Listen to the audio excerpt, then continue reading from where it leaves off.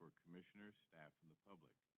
This will allow for safe participation by commission members, staff, and any citizen interested in attending. For those of you who are joining remotely via computer, you should be able to see tonight's meeting agenda on your screen. If you can't see the screen and have joined by phone only, I will be announcing the agenda items.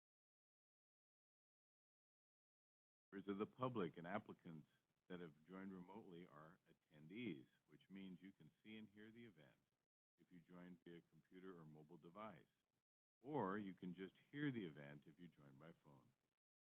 Other event participants cannot see your video and cannot hear your audio unless you are acknowledged by the commission or staff and are unmuted.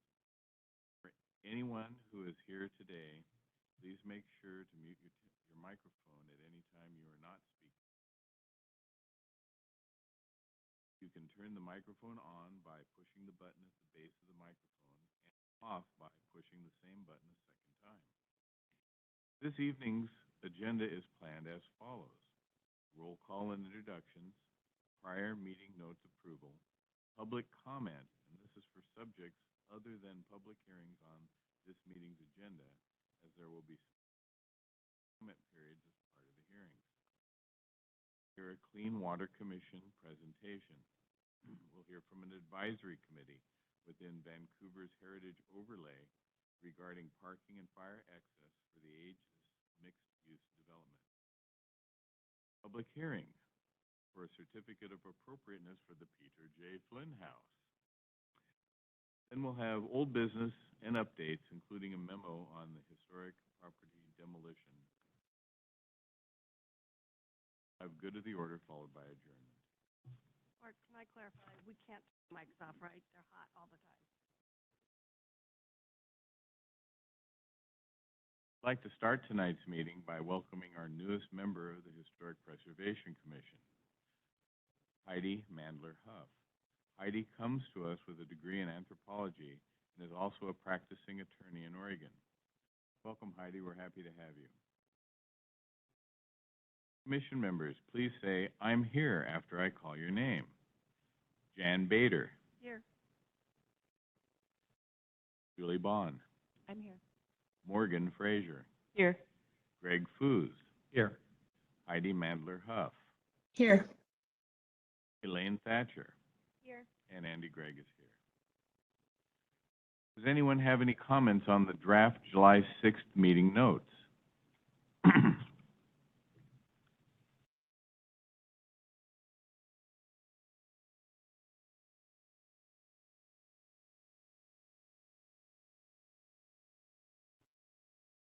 Seeing none, I'll accept a motion for the approval of the July 6th meeting minutes.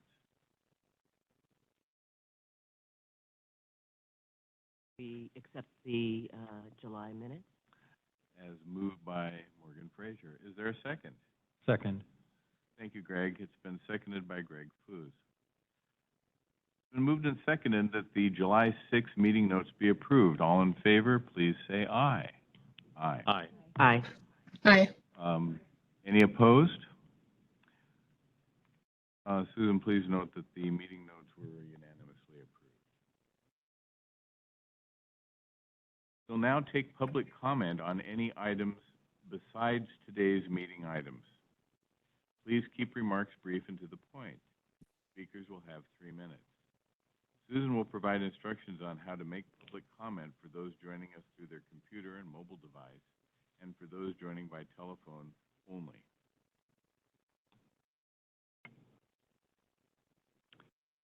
For attendees using their computer or the WebEx application, if you'd like to speak, please utilize the raised hand icon.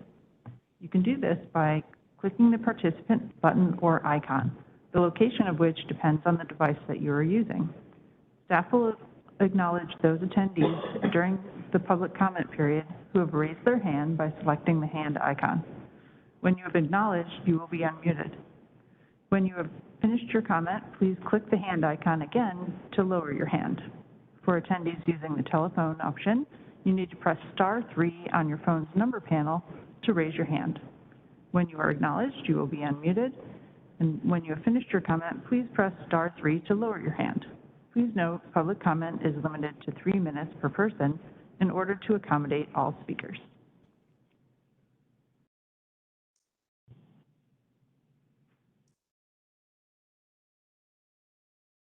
And we have one person who has their hand raised. Very nice. Holly Chamberlain, you should be able to unmute your mic. Thank Good you. evening, Holly. Good evening, everyone. Can you hear me? Yes. Thank you very much. Good evening, commissioners, staff, and public. My name is Holly Chamberlain. I am happy to provide an update this evening on the Historic Trust's work at Providence Academy and Officers Row and the West Barracks. At Providence Academy, the planning process for renovation of the southeast parking lot and related work will continue this evening with commission advisory review. Schaummer & Sons contractors are making excellent progress on the final phase of North Porch rehabilitation repairs and accessibility improvements. The expected completion date is the second week of August. The venerable Academy elevator has had its gate repaired and is now working again. Mitigation for the removal of the smokestack continues with the acceptance of the trust-written biography of boiler plant architect Robert Teagan to the Pacific Coast Architecture Database. The database is maintained by the Built Environment Library at the University of Washington. The Trust has completed another review of the text for the informational art panels that will be installed on the new Aegis 1 apartments at C Street in Evergreen. This text has also been reviewed by Providence Archives staff. Summerfest continues at the Historic Reserve with outdoor movies at dusk every other Thursday evening into September. You can see The Wedding Singer tomorrow night and more to come through September 1. Check on the website for the other films. Bring a lawn chair to the big screen by the bandstand on the parade ground at Fort Vancouver. Urban Forester Charles Ray did his annual inspection of Officers Row this past month. His instructions were primarily of the maintenance nature, but one tree does require removal due to having been damaged by fire of an unknown origin. It is located near the eastern end of the row on the south side of Evergreen Boulevard. The Trust continues to seek a tenant to operate a restaurant at the Grant House. If you know of anyone who would like to learn more about this opportunity, they can contact Deborah Ewing at the Fuller Group. Repairs to the Grant House sunroom mentioned in a previous report are about 80% complete.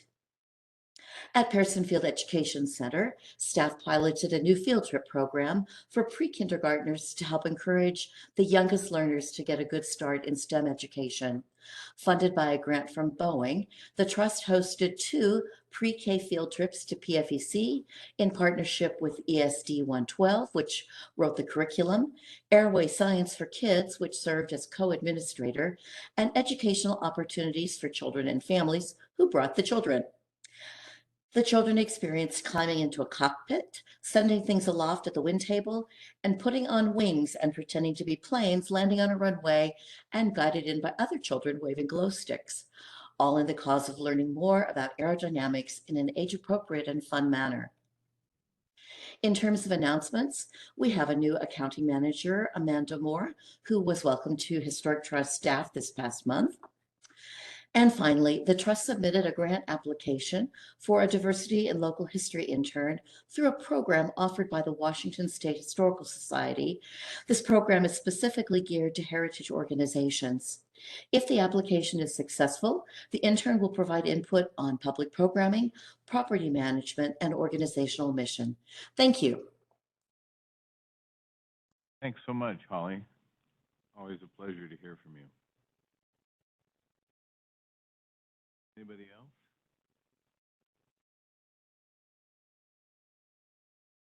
I do not see any other raised hands. Close the public comment portion of the meeting. This time, I would like to welcome Brendan Addis, who will now make a presentation on a project that the Clean Water Commission's research work group has been completing. Yes, thank you. Pleasure to be here this evening. I'll start just with the housekeeping that I live in a rural area, so sometimes my bandwidth keeps a good audio connection and sometimes it does not. So if I start dropping out, let me know and I'll try to shut the video off to give us a little more room with that. Yeah, thank you for having me. I don't know that Alice Millward is logged in this evening. She's our advisor and kind of liaison who helps coordinate a lot and put me in contact or created this schedule for us today and help get me at the table. So what I wanted to share with you guys was a project that our research group has been looking into and is also working with some other partners in the community, both in Clark County and Portland as well. This project has to do with China Ditch and Shanghai Creek, which, if you are not familiar with, are two creeks that are part of the Lacamas Creek watershed, the Propstol area. And a little background on this that is a little bit of a personal one. For me, I work in ecology. That's how I ended up getting onto the Clean Water Commission. But originally, when I went to school, I was a history major. And I remember spending some time down at the archives in Oregon doing a report. And while I was waiting for the documents to be pulled up, I ended up finding a book about place names and was looking through it and was finding some interesting history on the place names in our area, and saw the one for China Ditch just as a reference in Clark County that had been built by Chinese immigrants to the area. And I was familiar with it as well from living in the east side of the county. As the years went by seeing it, it's kind of one of those things that seemed a little odd to me that we still have China Ditch and Shanghai Creek. And I would say, in light of a lot of the conversations that have happened over the last few years in our country about equity and reusing our history and how it's interpreted in the modern day and how we want to present our communities in the current light, I thought that the names of these two waterways was a little bit antiquated, but it also kind of falls under the radar sometimes because discriminatory remarks towards the Asian community are not always at the top of the attention list. But if you know the context in the history in which these names were given, it kind of stood out. So I ended up bringing this to the research group as something to look into, not because the Clean Water Commission deals at all with names or the public perception of them. We're really focused on clean water quality, but we had a team of us that were looking for our next project to work on, and so we took a couple of weeks to dig into this just to get some more information. So we went to the Clark County Historical Museum, and I ended up looking into some of the documents that were available there to kind of get a little bit more background on where these names came from. This was in the late 1800s, 1894. There was approval to drain the area from Fifth Plain Creek up there. And the work had already started a bit, so there was a ditch that was already called Eureka Ditch. And they hired a group of Chinese workers from the Portland area to come up and complete the work.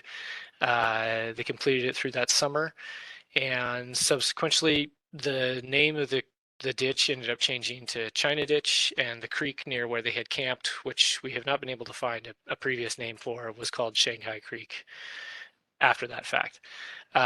There was not an official naming. These names just kind of stuck after that period of time with the locals, and then it shows on the records and the maps till today.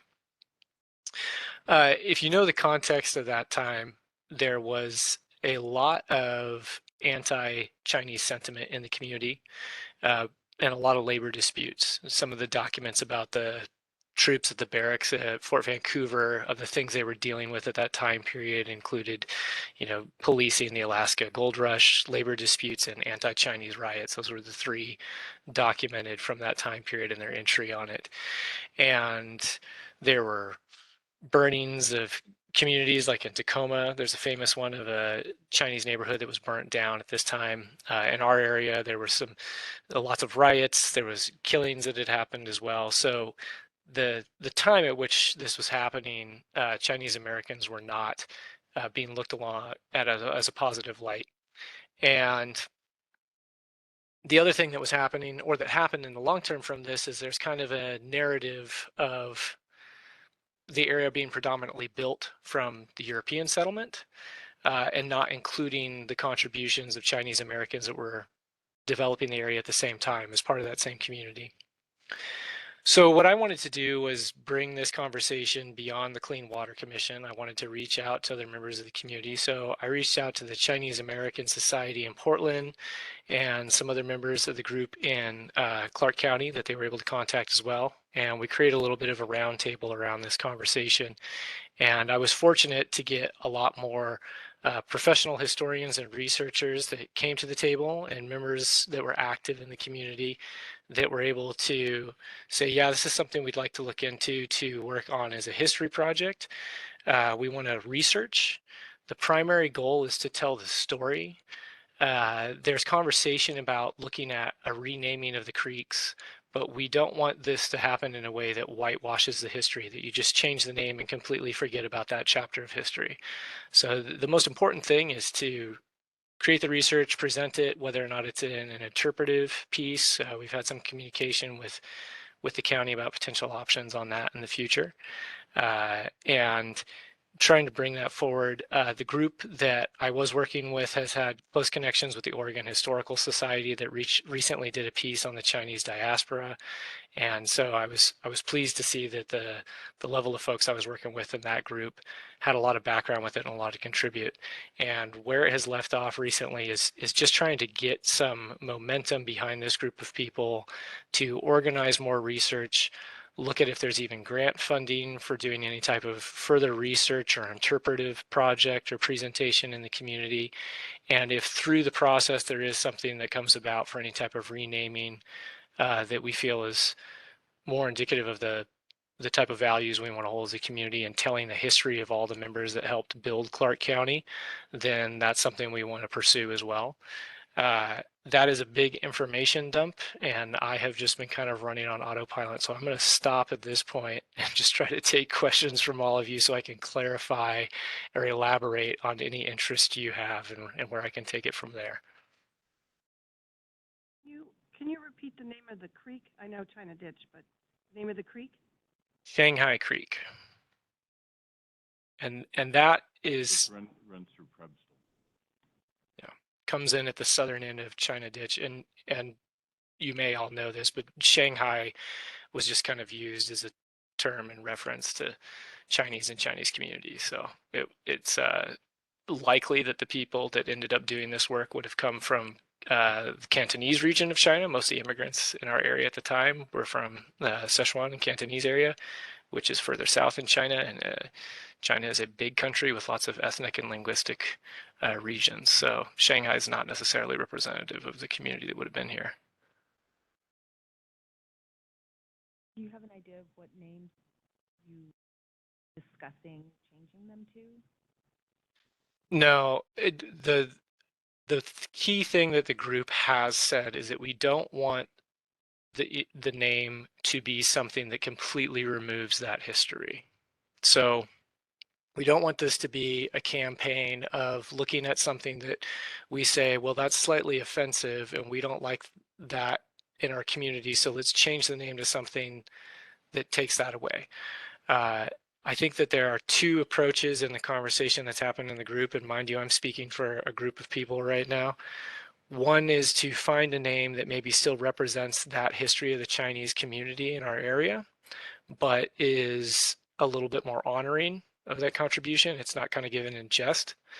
The other is to keep the name because that also gives credence to the history that they had to endure, but make sure that we are creating something like an interpretive site in the area that explains more of the story and highlights that. So it's not just a passing thought that we continue to have China Ditch.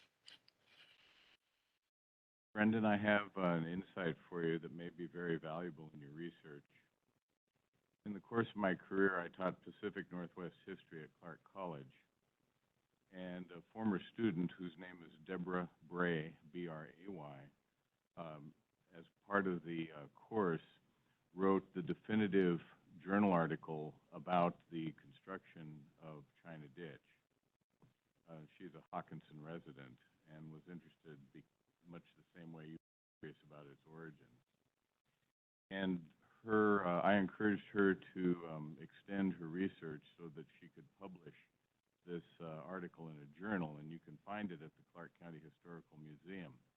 now. My memory has faded, but I would suspect that that paper would be in one of the journals, probably 1993 to 1995. But somewhere in the mid-90s, Ms. Bray published this article. And recalling her presentation of the information from that paper, you noted that China Ditch construction took place 1894. The group of laborers who completed the work had been on scene to work on the Northern Pacific Railroad project that wrapped up at the end of 1893. And these were the individuals who worked on the project weren't permanent residents. They were what we would call guest workers. And they were available as a labor pool in Portland before they went home to China. And so that's the backstory of the construction of China Ditch and the individuals who actually performed the work. But I recall clearly Deborah Bray's journal article, and I don't think there has been a better one since. And that's more Clark County centric. It has to do more about the people who were property owners along there, and I would like to refer you to that article. No, I appreciate that. Did you say it was B-R-A-Y, Bray? Yes, her first name is spelled D-E-B-O-R-A-H, Bray, B-R-A-Y. And it would have been published by the Clark County Historical Society Journal in the middle 90s. I'm sure Brad Richardson at the museum would have no trouble. I have the fortune of being a graduating classmate of Brad's, so he's helped me out on getting some info in there. So I will ask him about trying to search that one up, because that would be fantastic. And the information you had about them being guest workers kind of helps answer a little bit of a question that was hanging for me, because there was note of a state drainage act that declared the work unconstitutional, and they allowed them to finish the work on China Ditch. They were apparently contracted to do the drainage work at Frogger Lake as well, but that was pulled after that ruling in May. They finished the ditch in June, I believe, and then somebody else did the rest of that work. So I'm guessing that maybe it has something to do with that guest worker status. Brendan, I'll just bring one more thing to the table. I believe at least the China Ditch is a registered property with the state of Washington, and I believe it's been determined eligible under the name of China Ditch. So you might want to reach out to Michael Hauser at DAP to start a conversation if you're really thinking about renaming a historic property. Okay. Can you elaborate on what it means when they determine it eligible? What's that classification? So I wasn't really prepared for this, so I don't have all my stuff in front of me, but I believe, because I've worked on the China Ditch before, China Ditch is a National Register of Historic Places eligible resource. If it is not already listed on the National Register of Historic Places, it is eligible to be listed if somebody should take the initiative to do such. And so when properties in Washington State are held in that category, they receive a certain level of protection. And I'm familiar with the articles that Greg has turned you on to, and I know that they also have that at the DAF, because that's some of the material that they use to create the document and to memorialize the ditch. And forgive me if you for have any not being. further questions, you can reach out to me personally off the council, and I can point you to the right person. Okay, that would be great. Yeah, I was gonna ask too, and forgive me for being naive on this one, but what does DAP stand for? Department of Archaeology and Historic Preservation. It's the state agency here in Washington that looks over cultural resources.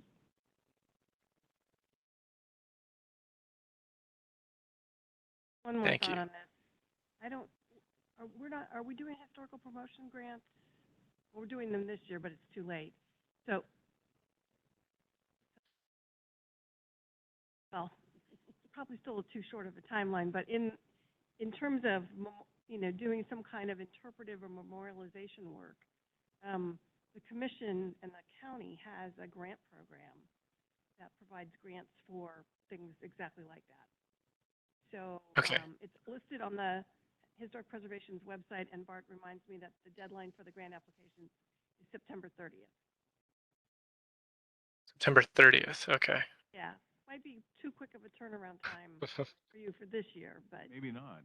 maybe not. I should get Brad to help. Yeah. Okay. Well, great to know. Is that annually that comes up? Yes.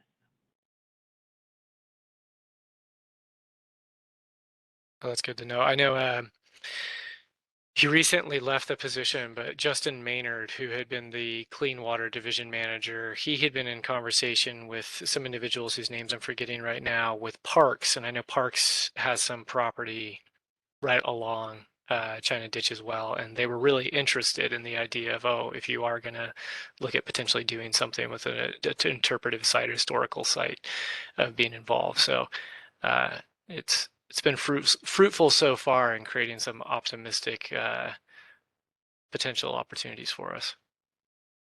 Yes, the Hawkinson Community Park is on the southwest corner of 119th Street and 172nd Avenue. And that would be the biggest stumbling block to doing some kind of a historic interpretation is where do you put it? Right.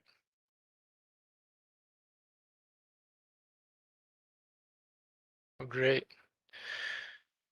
Well, thank you very much. I don't know if there's other questions I can answer for you guys or let you get on with the agenda. I know how these meetings go in the evening, so. Oh, and Brendan, I was thinking on reflection here how it's been almost 30 years since Deborah Bray's work was published. It's about time for an update. Sounds like you're the person for the job.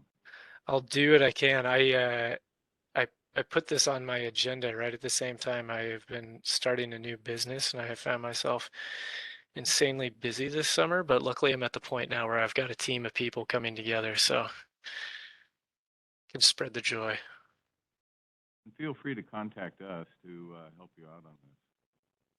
I appreciate that. Yeah, that'd be great. I mean, the resources you guys have offered this evening has been fantastic, so I'll be happy to bring that to the group and stay in touch. That would be the last question. As I mentioned, Alice had kind of put me in contact for doing this evening. What's the best way to keep you guys updated of what we're continuing to do?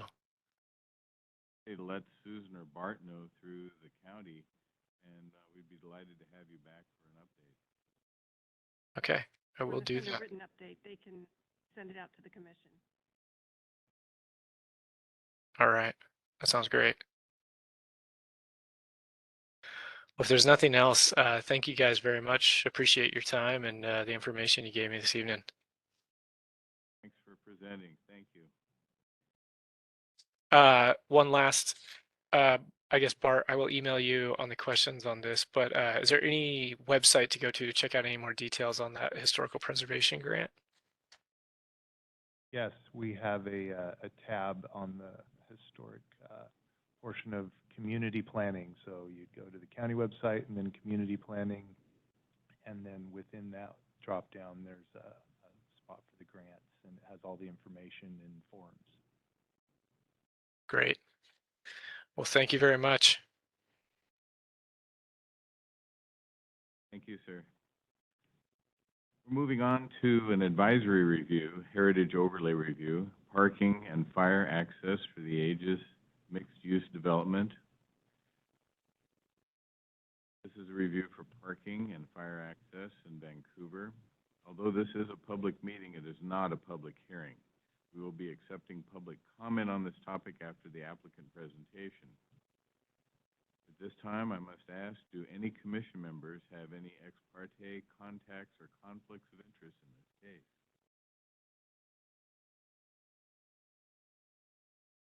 Seeing none, we'll now welcome Keith Jones, the City of Vancouver staff, to make a presentation. Thank you. Well, good evening, members of the commission. I'm Keith Jones. I'm a senior planner. I work for the City of Vancouver. Tonight's request under the heritage overlay is for parking, new surface parking lot at the Academy. That's proposed by the Historic Trust.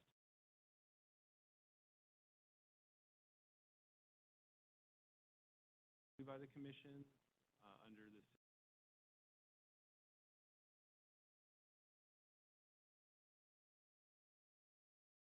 Lot that goes through site plan review at the city. Keith, I'm sorry to interrupt you. Could you bring the mic a little? Oh, certainly. Is that better? My apologies. Thank you. Thank you. My apologies. So the image on the screen before you is a conceptual architectural site plan that was submitted with the Aegis project, just to kind of give some context to this. So on the left side of the screen on C Street is the Aegis mixed-use project. So that's building A and B that came before the commission in, I think, 2018, and then that was approved. And as you can see out there, those buildings are being constructed. That included the north-south surface parking lot that extends from Evergreen to 12th. And then most recently, the Phase 2 project came before the commission just recently, and that's the mixed-use buildings shown as C, D, and E, as well as a structured parking lot. And included in that were the open space between the main Academy building and Phase 2 was part of that project. So the Aegis project is self-parked, so the surface parking and the parking there in the northeast corner of the campus will provide the parking for the Aegis project that are on separate lots. And then the main Academy building will be retained by the Historic Trust. And as everyone knows, there was a lot of surface parking there for a number of years that was used by the Academy and also used for town. So this scope of request or review tonight is for the Historic Trust surface lot that will be located in the southeastern corner on Evergreen near the building, as well as a small, so that's going to include 95 parking spaces, as well as a 5-space parking lot and trash enclosure that's just on the north end of the. And as the commission also knows, there's been a significant investment into the Academy building itself, and re-roof, and a number of other upgrades. Building, and then there was the removal of the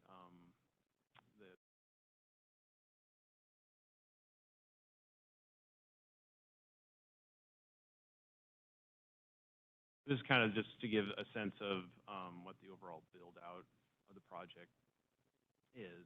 Okay, did I get to?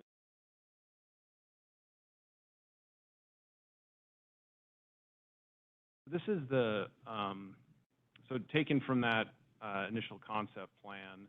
This is what was submitted to the city. So the Historic Trust hired Robinson Engineering to complete a design for the parking lot in this location. So this is showing the 95 parking spaces. So again, that'll access pretty much where it accesses Evergreen now, where the existing. You can see the circulation arrows shown through the parking area. Then existing turnaround will be rebuilt in that location.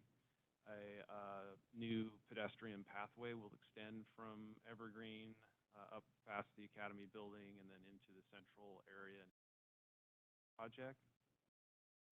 And then, and I'll go over that in a moment, but on the gym building shown as the 404 building on the site plan, on the south end is a staircase, and that staircase heads directly south to fit the staircase in with the parking lot. That staircase will be reconstructed, and then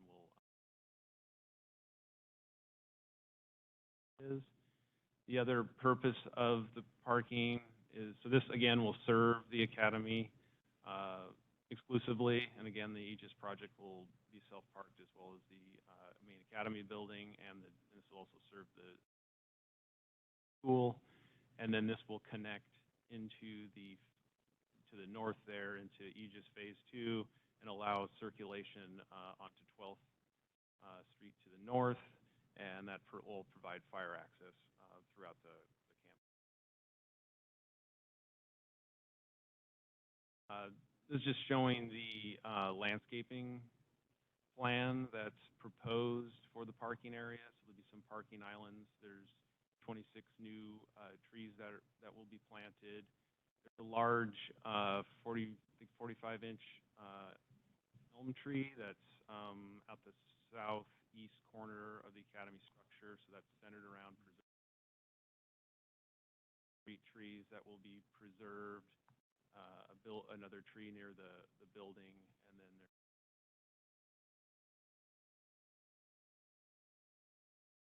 preserved, and then the remaining.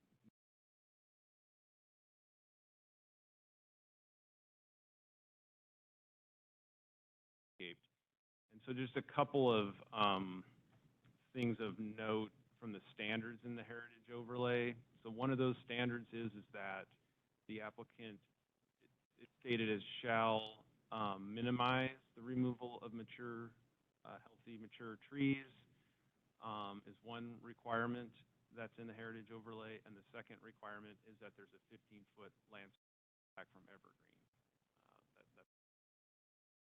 Okay, next, please. This is just showing the existing trees and layout of the parking lot and which trees will be preserved, as was discussed, and kind of how that will, where these trees fall within the parking area. A lot of I believe there's 32 trees that were inventoried. One was dead, most were poor to fair condition. So really the concept along the design of the parking lot is, of course, to maximize the parking to serve the academy, and then also to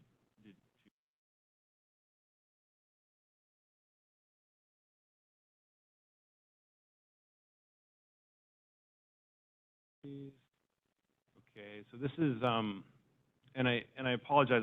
One of the commission members had requested some existing photos, and those were uploaded to the website. Staircase looks like, but again, this is the proposed staircase that will access the south end of the building, and design is to just turn the staircase 90 degrees so that children exiting the building.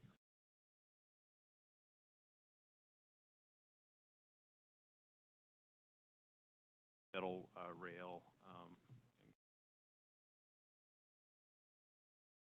So that's really ends staff's presentation tonight. Just looking for input from the commission.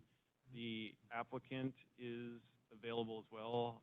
I believe Holly Chamberlain, who you heard from earlier, as well as I believe Temple Lens. I do believe the representative from their archaeology firm is here, as well as I believe the engineering firm.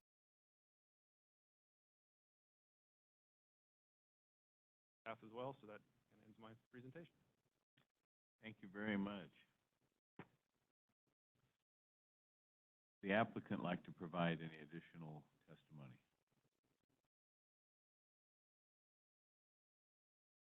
Yes, please. Thank you.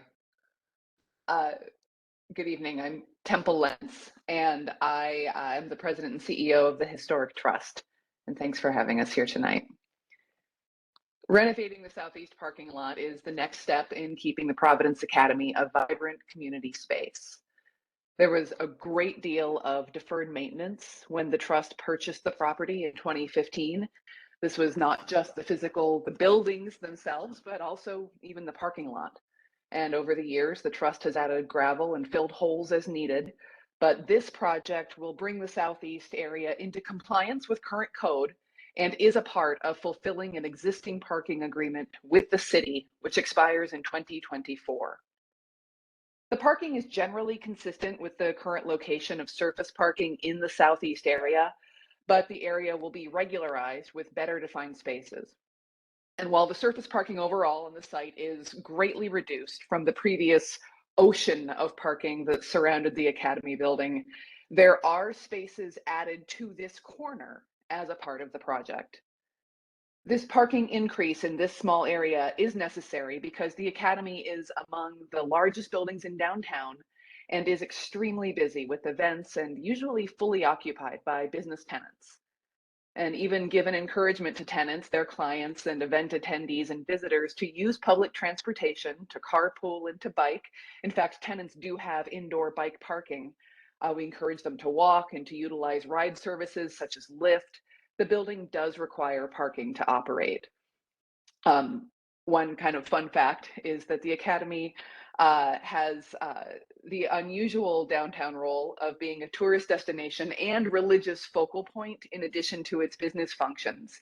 And we have an agreement with the Sisters of Providence and Providence Health that we will provide access in perpetuity for their visitors and pilgrimages. So parking is a courtesy for these guests as well. We need the parking to encourage heritage tourism and the dollars it brings to community. Of course, Academy commercial and event rentals also provide essential dollars for the care of this landmark building and support the Trust's commitment to pass the building on to the future. The spaces that will be added at the western edge of the lot allow for the construction of a fire lane, and we are also planning exterior bike racks for this project. Fortunately, being situated right next to the freeway at the edge of downtown, there really is no impact on downtown aesthetics. So this project will greatly improve the parking lot's usability and overall appearance.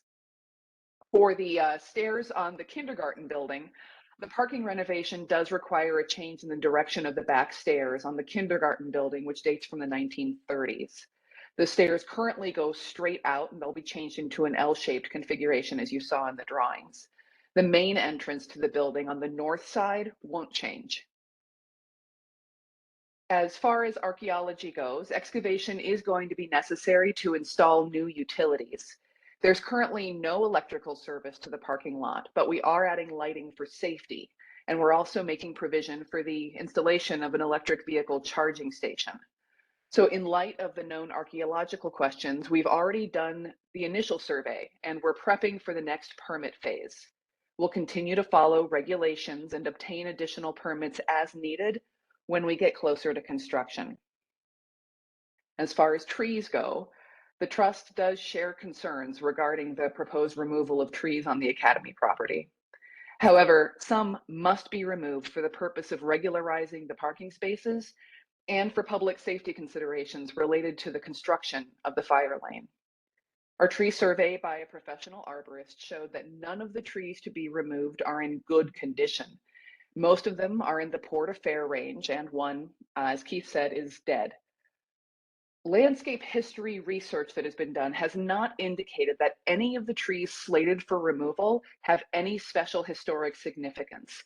There are no Vancouver heritage trees on the site, and most, if not all, date from after the 1963 Columbus Day storm, when many of the trees on the site blew down and damaged buildings that were there. An American elm will be preserved and 4 other existing trees. And we are proposing to plant 26 new trees, including flowering crab apples, which are bird and bee friendly. We do have our subject matter experts here from the Trust and from our partners, so we would be happy to answer any questions that you have. Thank you. Thank you.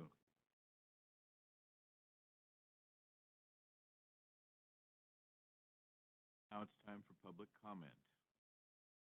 Does any member of the public have a comment? I think I skipped a part. Do commissioners have a question for applicant? I have a question. You mentioned a flowering crab apple tree. What other trees is the Trust thinking about planting, to replace the trees you're taking down?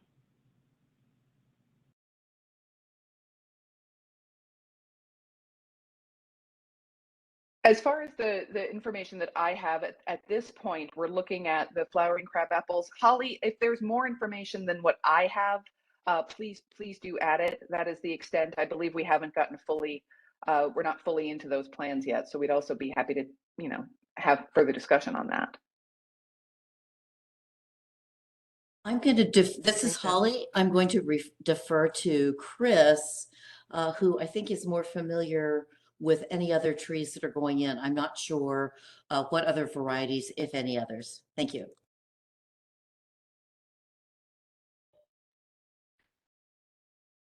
Sure. So this is Chris Robertson with Robertson Engineering. Keith, in your presentation there, you've got the landscape plan, I think, as your second or third sheet. If you're able to zoom in on that right there, that should have the species of trees identified, or at least the overall type. Is there a way to do that? I think we have that, and there's a few trees listed here. One says an incense cedar, magnolia, village green, zelkova, whatever that. But it doesn't even say anything about the flowering crabapple tree on this plan. I really like the idea of planting, trees like a flowering apple tree that are more consistent with the historic building that's next to it, rather than planting some trees that aren't either from here or may have been associated at one time. I know we don't have those trees anymore because of storms and stuff, but it'd be a really nice opportunity for the trust to plant some of those trees back into the parking lot, just to kind of add to the historic character.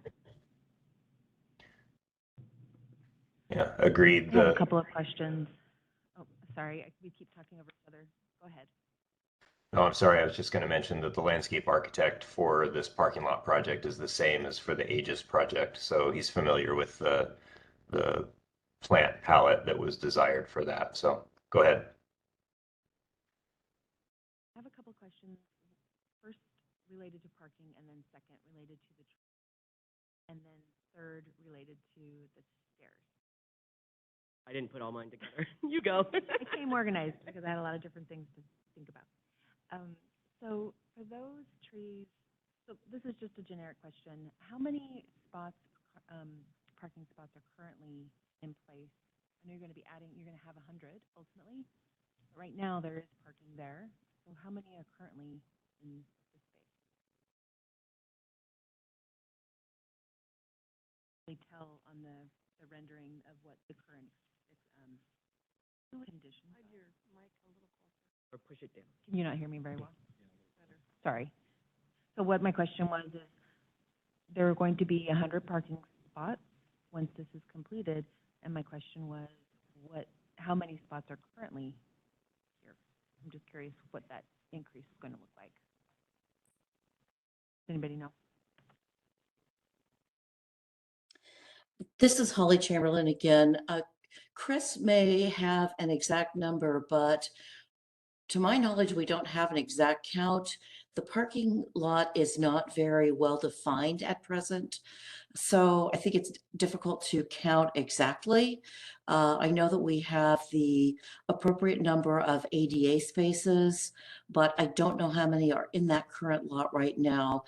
And we've also been currently using the northeast parking area. And again, those spaces are not very well defined.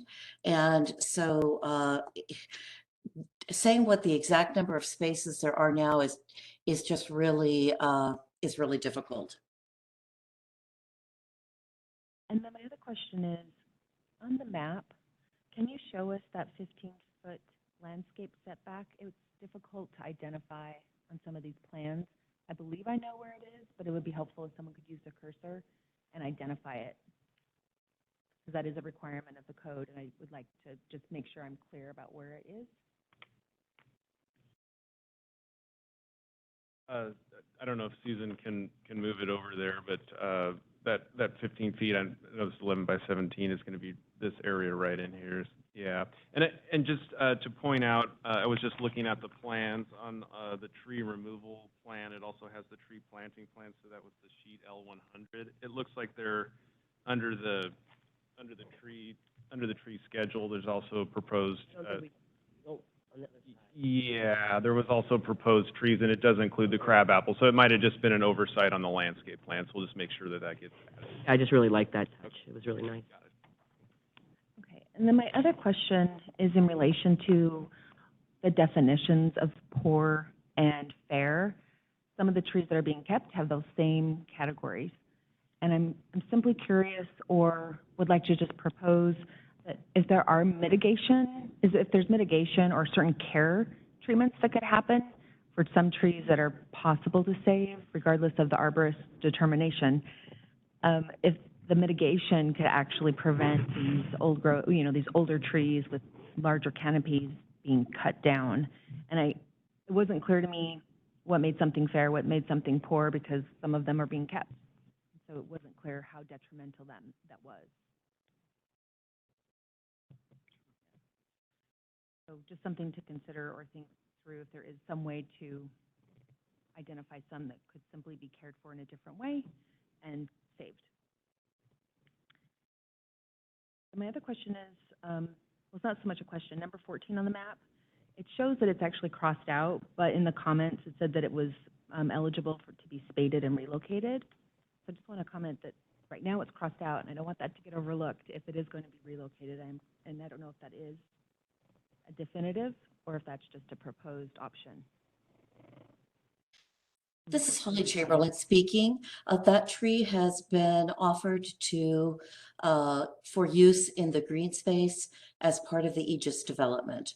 We don't know whether they will be able to use it or not, but it has been offered to them. And so it may be cut down. It just is up to whether or not they determine to remove it and replant it. That's correct. It might not be preserved.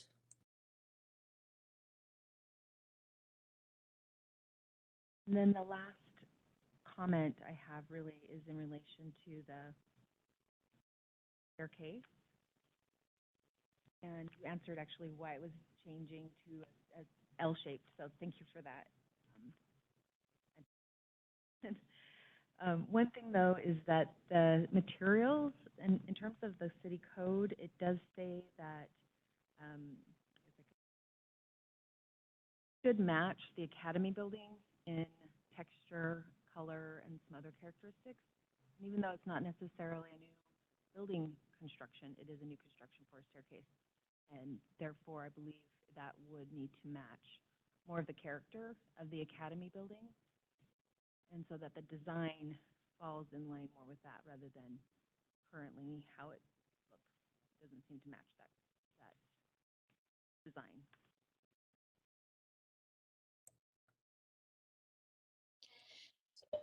Chris Robertson, is that something that you could comment on? It was my understanding there were some code issues. I know that we have used some of these similar panels at the academy because of the height of the wooden balusters not being up to code. We do have the black cabling above them to help them meet code. Is this something that you can comment on, Chris? Sure. There's actually several existing stairways and ramps on the north side of the existing academy building that were built, I think, in the last 2 to 3 years. And this design here that you're seeing on the south side of the gymnasium building is designed by the same architect with the exact same details and finishes as the one that was approved for the north side of the academy building. So they are trying to do exactly what you were saying in terms of matching the fit and finish and having everything look the same. The only difference here is that there's a concrete landing and concrete steps, which is a removal and replacement of the existing concrete landing. Does that answer your question? It does, but I don't necessarily agree. I think that the academy, it's not so much the new additions to the academy, it's the academy itself, it's the historic character of the academy. And so by patterning this staircase, what's the term, against or patterning it after a modern day addition to the academy, I think is inappropriate. I think it's more appropriate to pattern it after those specific traits of the academy itself. And I was hoping to trot over there this afternoon and take some pictures. I didn't have the opportunity. I did do a lot of picture searching online, and there are metal constructions, but they're more ornate, if that was the route you were going to go. But it seems to me that there are other there are more appropriate ways to design it that would match the academy rather than new construction on the academy. Julie, I'll add to that. This is the south side, so this is the front of the academy. So you're coming up to the academy, you see the academy, you're parking. So when you're looking at the staircase, whatever the end design is, you'll be looking at it, and then you'll be walking into the academy. You won't be walking into the Aegis building. I know they said you might be, but you probably won't be. You know, this should be for the academy. This parcel 1 parking should be for the academy. I mean, we've parceled out this entire project into little tiny parcels and phased it in. And we've all sat here through all of the phases, so we're very familiar with them. But now we're on to this phase, and I think that Julie is right, that this is an opportunity for the trust to enhance the former kindergarten building and not just make it look like the Aegis development behind it, because this is only one of the few buildings that was actually saved, and it's part of the distinctive characteristics of the academy. And now we've shrunk it down to only a couple of buildings. And so now I know that we've spent a lot of time putting a lot of focus onto the academy, and it's beautiful. Everything the trust has done is just fabulous. But now, if we are going to build a parking lot that's going to look at the historic kindergarten building, it seems like it's the opportunity to make that staircase, you know, part of a showcase that ties into the academy, to the front of the academy, rather than to the back or to the more modern buildings around it. I'd like to hear other commissioners think about that. In concept, I agree with you. However, if you look at the landscape plan, it does show that they intend to have, looks like a couple of layers of landscaping between the edge of the parking lot and where the stairs would be. So I think that concept will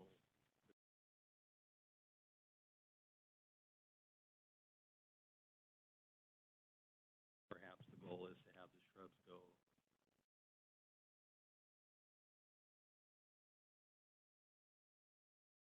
So if we do have them enhance the stairway, it will probably be. But I think the point about, you know, maybe I don't know if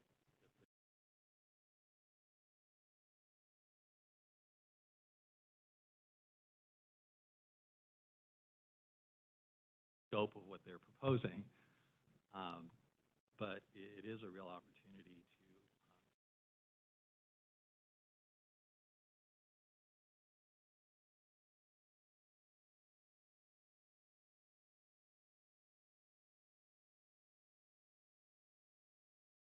Improvements that would further highlight the historical to do it. I did have a couple of comments on the parking lot issue. If I could quickly interject off of what you just said. Okay. While it is true that they are proposing landscaping around it that may eventually cover up the modern characteristics that, what did you say, it was 3 years old? The handles that were making it match. Mm-hmm. There's a continuity of immersion that happens when you're walking around Providence Academy. Is you're taking a step back in time. It's a full experience. And if you're touring the grounds or going to the school or the former kindergarten building, and if it is protected by shrubbery, and then you have this sore thumb that yanks you back to the modern times, I know it doesn't sound disconcerting as we're sitting here in a nice, sterile, modern room, but it really does change the palette of the full experience. So if there was a way, I've been watching this project evolve over years, and the amount of care that we're trying to put into making this last for the future generations, can't we put a little bit more care into the railings so that we're able to fully enjoy it for generations to come? Yeah, if I just had a couple of questions for city staff about the parking lot. Is there a code requirement for landscaping, and do they meet it in terms of percentage of landscaping or percentage of tree canopy? And then related to that, is there a tree replacement ratio required? Yeah, the property's zone city center CX, so the city does have tree density. So those are in terms of what we call 30 tree units an acre, and it's just a selection of different trees to meet that. But when that was when that code was put together, it did exempt downtown because it's zone CX, because typically downtowns are urban and lots are constructed to the to the ends of the property lines. There isn't a tree density requirement. There are landscaping standards, so the amount of parking spaces between islands, so they've provided the islands in the parking lot. And then there are buffering that they've provided, so they meet that, the 5-foot buffering along, will really be buffering the freeway from the parking lot, and then the 15 feet 5. So there isn't necessarily a minimum tree standard or tree replacement that they have to do. It really comes back to the heritage overlay that talks about minimizing the removal of trees that are over 30 feet. And so it's really applying that, what is minimizing. And so I guess that could mean a lot of things, right? It is somewhat subjective, somewhat discretionary. I think in terms of, okay, the trust is saying they need this much parking, they need to support the academy building, they need it to be viable, they need, that sort of thing. So, so anyway, that's kind of the code basis that we're looking at. So there's no formula for No replacement of the trees that are no formula, no ratio, no specific ratio, no. no criteria as far as the diameter of the trunk that would trigger replacement. Well, it would, okay. There is a landscape code that they're following. So, but to remove this tree, to replace it with this tree, no. But there are standards like 2-inch caliper trees, and shrubs have to be 3, I don't know offhand, or 5-gallon shrubs, or those sort of standards. So are they seeking any exceptions or waivers to any of those standards No. that you're aware of? No. So they will fully comply with the Yeah. city's parking lot landscaping Yeah. requirements. In terms of stormwater compliance, I don't see any plans for how that's going to be dealt with. Is there going to be underwater or underground containment? I would defer that to Chris Robinson, who's the applicant's engineer, but the parking lot also will be reviewed by the city stormwater department as well. I think maybe Chris could answer that question. Yeah, I guess just my concern is from a historical standpoint, archaeological standpoint, if the plan is to do major excavation for underwater detention or underground detention, then that's something that needs to be, considered when the archaeology is done. And if there's a plan to do above ground detention, then that's going to also impact the grading plan and the disturbance of the site. And I just don't see any of that information on any of these plans. Perhaps Chris can answer that. I know they've also, there was a survey done for the other parts of the site, and they did update, Archaeological Investigations Northwest did provide a new archaeological survey, and that's been provided to DAP. So they're going to have to get a DAP permit for this project as well, and we'll be watching that. But maybe Chris can answer your questions on the details. Just one more. The lighting, is there a lighting plan for the parking lot? That's a very good question. I don't know if I provided that. I cannot remember if that was provided. I would defer to Chris to see if that. Because again, depending on the height of the light standards, the intensity, the type of fixtures that they're going to use, it could, have a nighttime impact from an aesthetic standpoint.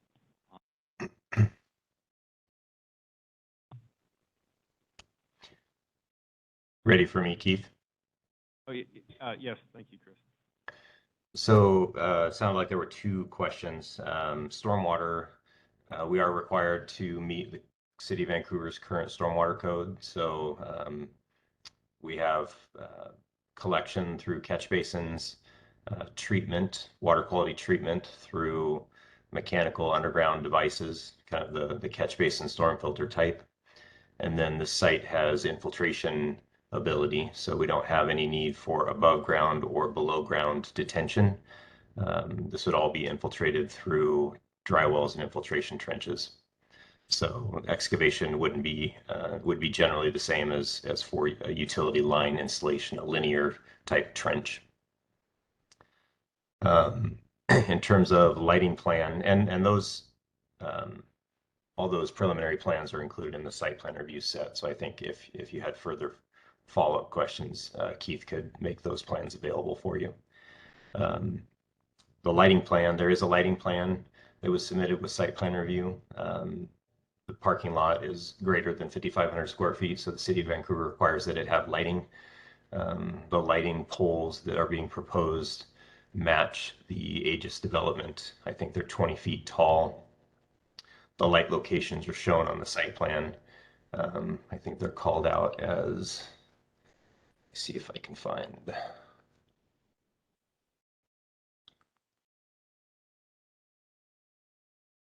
Sorry, I put myself on the spot and now I can't find.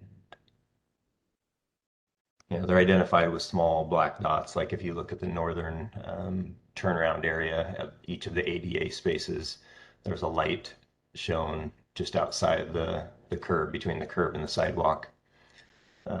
So we have lighting that's meant to both meet ADA parking standard or ADA accessible route standard from the parking stalls to the building, as well as just standard lighting photometrics for the city requirement. Will those lighting options match a certain time period? I'm sorry, could you repeat that? Match the Aegis project. So they're going to be the modern lights that they're using for the new modern buildings. Oh, that's going to be shocking.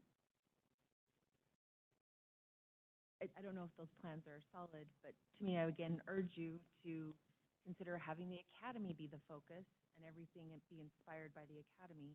Especially in the southeast Yeah. corner here. And This that is your the academy opportunity, is yeah. the focal point, not the Aegis project. The Aegis project is on the property.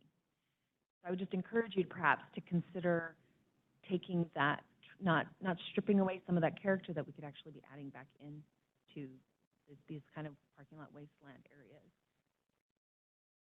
Really encourage that, if that's at all possible.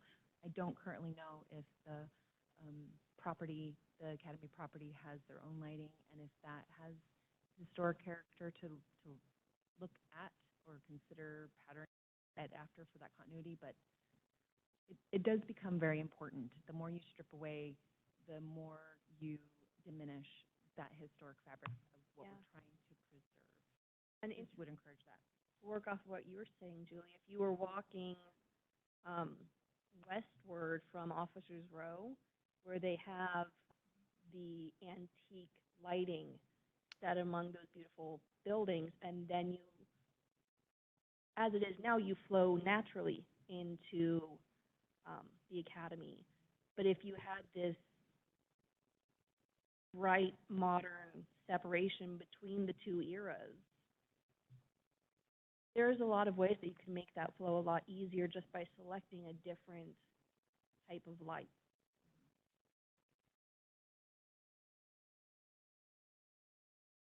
One other thing, going back to the shrubbery, there had been mention about a tree that might be saved and given to the other project. At the start of this meeting, there was a mention of a review of Officers Row and that they have to have a tree removed because of fire damage. Should the project at the tree not be offered to take that tree, it would be interesting to explore the options of replacing the burnt tree with this tree.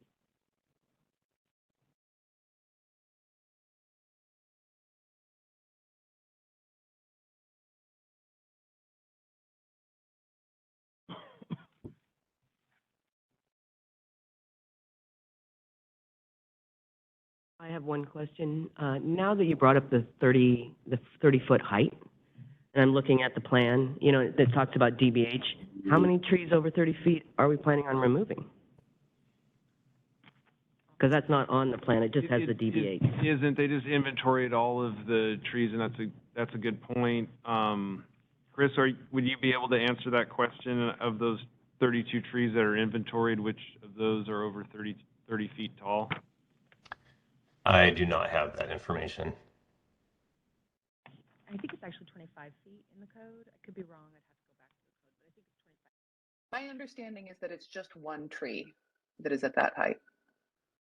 Of that height. It would just be nice if we're working in the overlay district in the future and we're taking trees out and we're doing a little tree plan like this, if we had a column that said height rather than DBH. If we're not measuring by the DBH in historic overlay, if we are measuring by the height or assessing by the height, I guess the taller the tree, the older the tree, I guess, is the thinking. I'm not sure.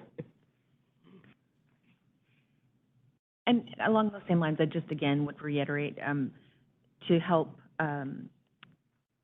again mitigate or ease some of that stripping away. Look and see if there are trees that do not interfere with the construction of the parking lot. I believe there are. I filled it in on my own map to show which ones are being removed. In front of us, but it seems if there was that extra step of assessment, can some of these be saved by changing the way we care for them or changing, whatever parameters are necessary? Perhaps it's not, but it would be nice to know that that was at least considered, because that is, again, part of the code to really do everything possible to not lose that canopy. And we're losing 28 trees, and we're getting 26 in return, and they're going to be new trees. The more that we can save, I think, is in everyone's interest, really. So long as, respecting the fact that there are trees that will need to be removed for the plans, but they're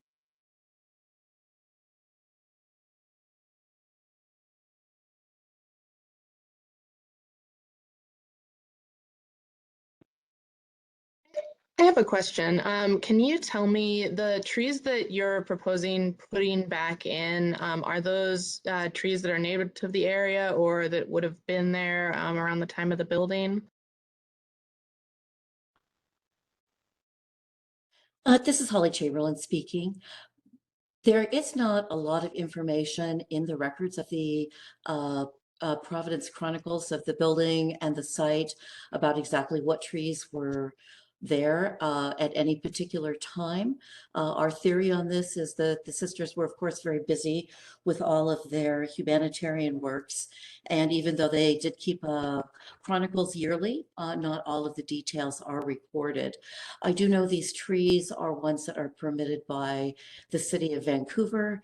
And of course, we'll continue to amend this as new historical information becomes available on the historic trees, if any more comes to light. I'm sure you all know from your research experiences that new items are coming into archives all the time. And we do have the archivists at Providence watching for information for us on the landscaping especially. So if we do get additional information, we will certainly take that into consideration.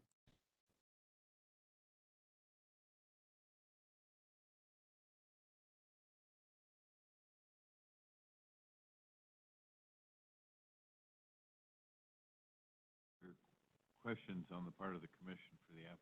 I think it's just one. The project description mentions there's going to be directional signage, but it doesn't.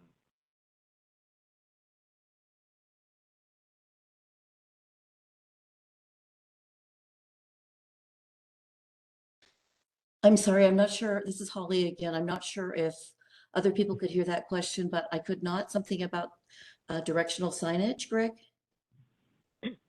Yeah, and I was asking city staff, but they may refer it to you. Holly, yeah, the question I think was, and I know that the Aegis project is doing some of this, but there is the provision in the heritage overlay about signage and limiting the amount of signage, and then I think the response has been that there'll be some directional signage. Do you have any plans? I know there is some for the Aegis. Is there any specific plans in this area to have directional signage? Well, we will certainly meet all the code in terms of directional signage for life safety, the fire lane, and all that sort of thing. We do not have the signage designed yet.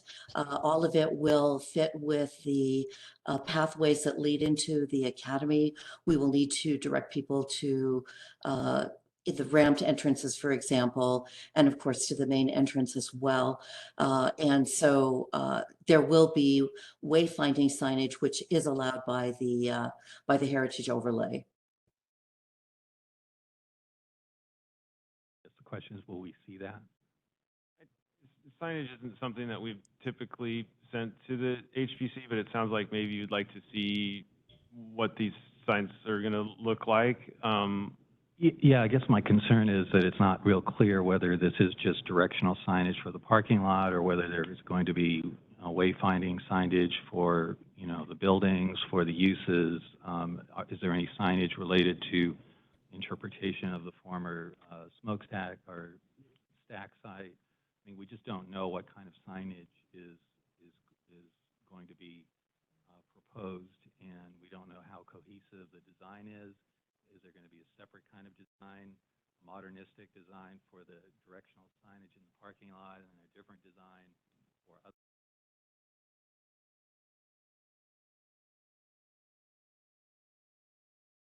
I think that would be important for us to take a look. Noted. I thought of one other question I have. It's just about the shrine. So the shrine is obviously being taken out and replaced with a parking lot. So I was wondering if the Academy had any thoughts on the shrine and doing a memorialization, maybe, like what they were doing with the smokestack, or is the shrine just, I think it was to one of the saints, just going away? That's not really clear.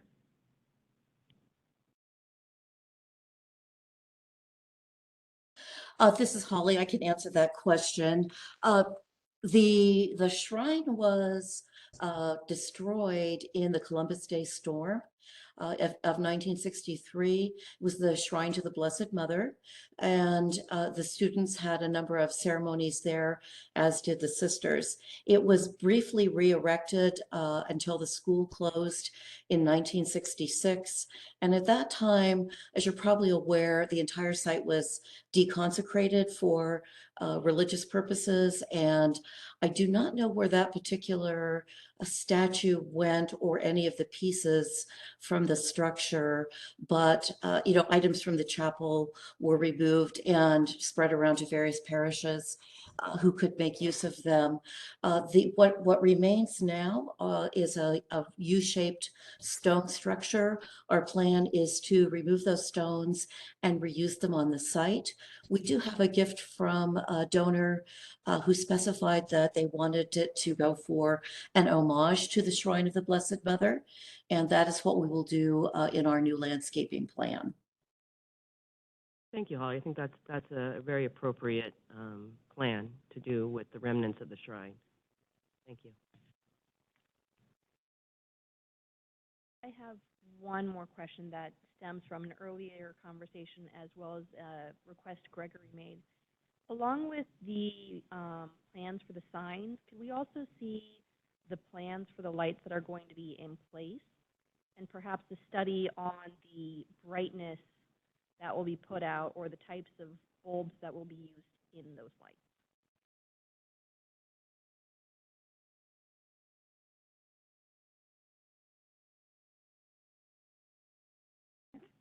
Sounds like that's already been submitted, right? That has. Maybe if the commission would like to give some parameters to the applicant about what style of lights they would like to see there. I think what I'm hearing is that the lights that are used potentially in the Aegis project are a little more modernistic than what the commission would like to see. So something a little more traditional of some sort, and maybe we can select a light pole, and maybe just if the commission would want to make a motion on that. I think I'm also hearing that on the stair we're having that same comment, and maybe making a motion that if the center something more traditional. I think what I'm hearing is matching what's on the academy itself, which in my mind is more maybe a wood type of look to it, or something that's a little softer, is what you're saying. I think images would be helpful because I imagine there's more than one style on the point. But yes, I mean, the code does say, it does leave it a little open-ended, but I think the spirit of the intent of it is that it continues, it keeps that continuity between the academy and the external spaces.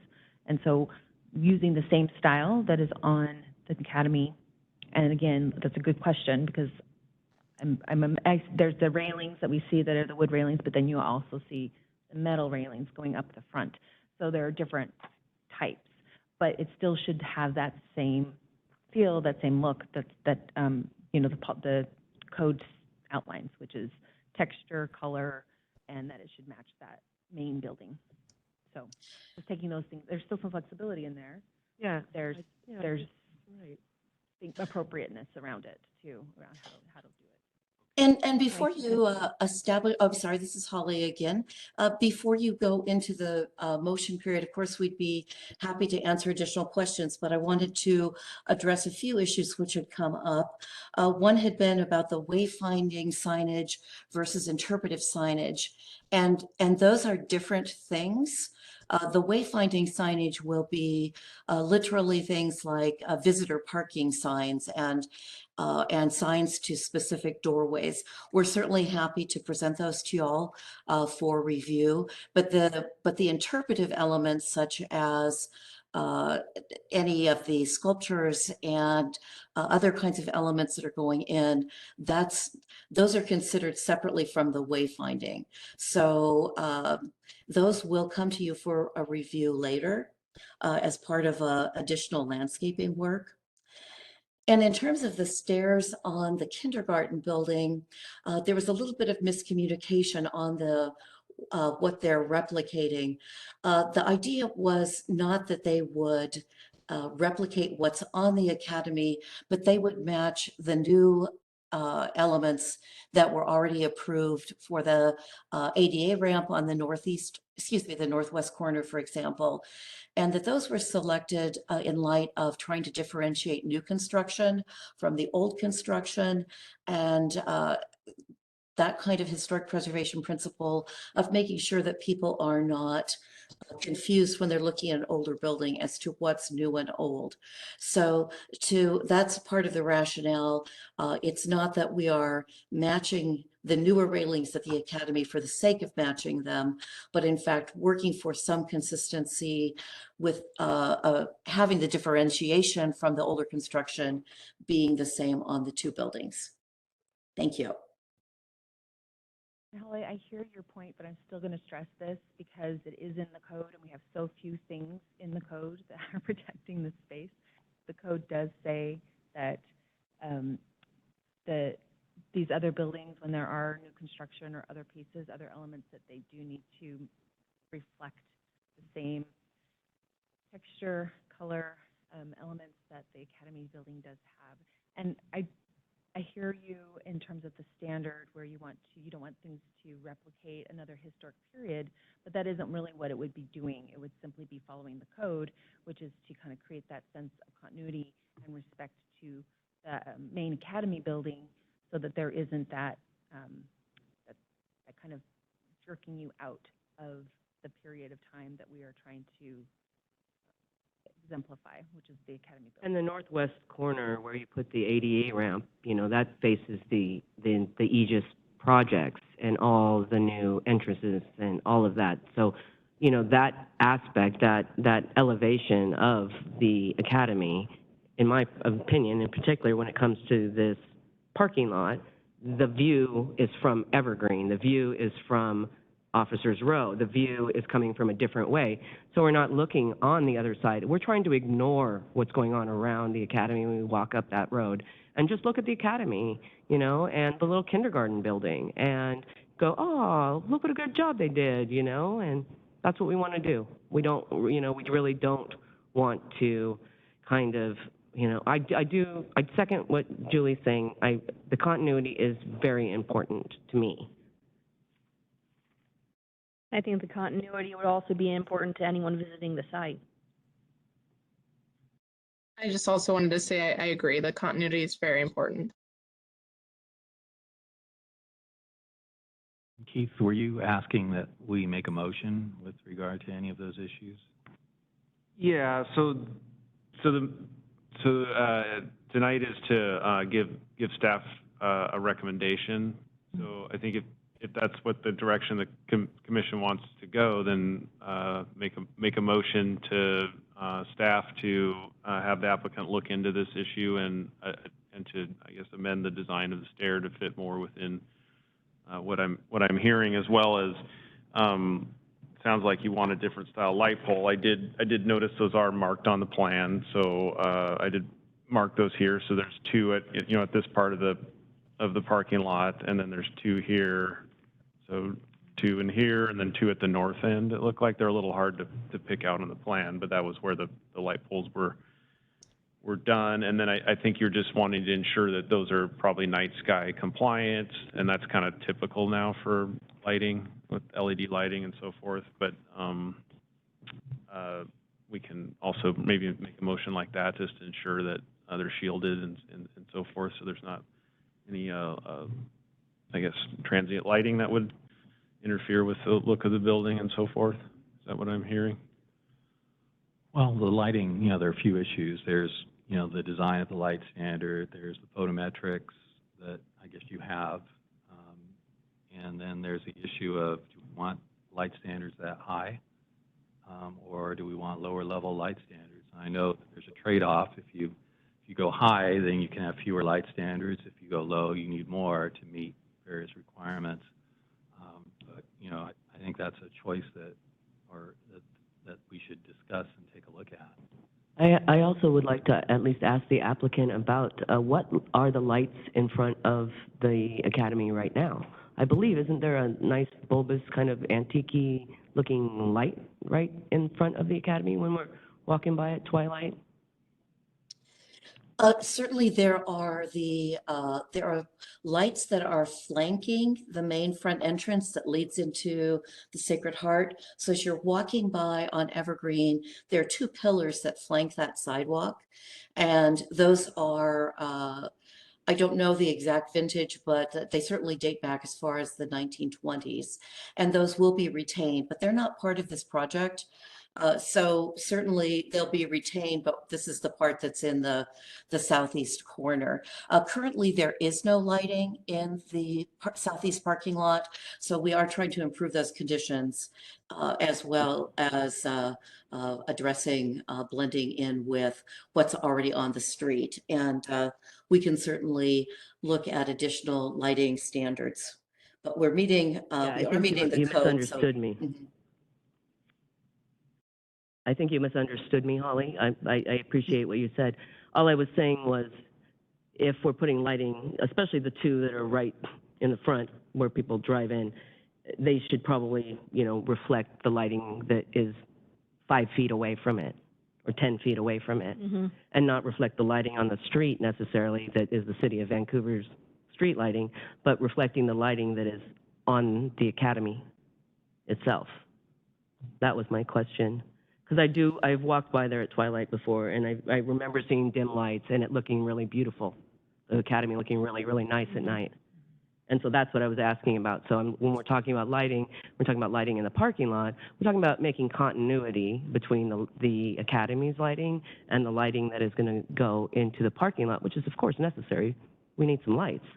We just want to make sure that if we can have some continuity between the historic structures and that very last little southeast corner and that view shed that we have, preserving that. Yes, absolutely. There currently are no lights on the academy grounds on that south landscaping, except those ones flanking the entrance from the sidewalk. Excuse me, there are street lights, of course, but that is we will absolutely try to get them to blend as much as possible and still be able to meet the code and the other requirements and height and public safety. Thank you for all those ideas. Thank you, Holly. So should we make a motion about re-researching the lighting? What I'd like to suggest is that we still have an opportunity for members of the public to comment. Oh. And Susan, do we have? Okay. And Bart, can you bring up the slide? While Susan's doing this, what I'd like to ask is that commission members who have elements that they would like to recommend to the city, that we include those in our motion, so that the Historic Preservation Commission, at the conclusion of our deliberation, suggests that the city do the elements that you would like to see considered. And so it would be the kind of thing where I'll now accept a motion for a recommendation to the City of Vancouver that the Historic Preservation Commission recommends, and then the points that you have reiterated in the course of the testimony could be written into that motion for approval. And then the concerns that you have regarding the application we have heard can be appropriately responded. So think about what you want to include in that motion. And I will listen and try my best to include all of those elements. Okay. We do have 2 attendees online, so for attendees using their computer, if you'd like to speak, please raise your virtual hand following the directions on the screen. And for attendees using the telephone, you need to press *3 on your phone's number panel to raise your hand. Staff will acknowledge those who have raised their hand and unmute you one at a time.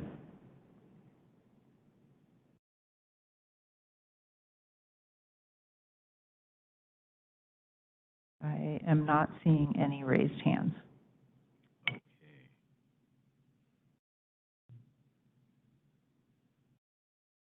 So at this point, the commission will deliberate.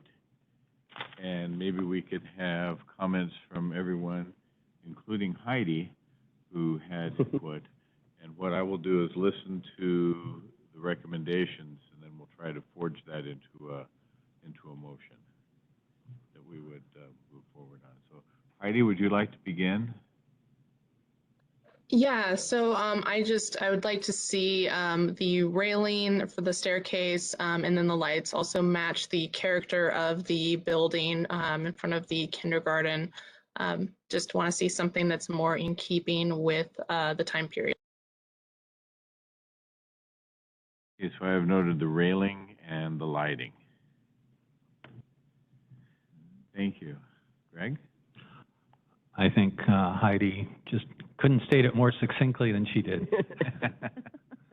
Well done. That's a ditto for you. Julie? Yeah, I would also like to add that not just in keeping with the time period, but also keeping within the code guidelines. So I just think that's really important to note that we're basing this on multiple things, including the code.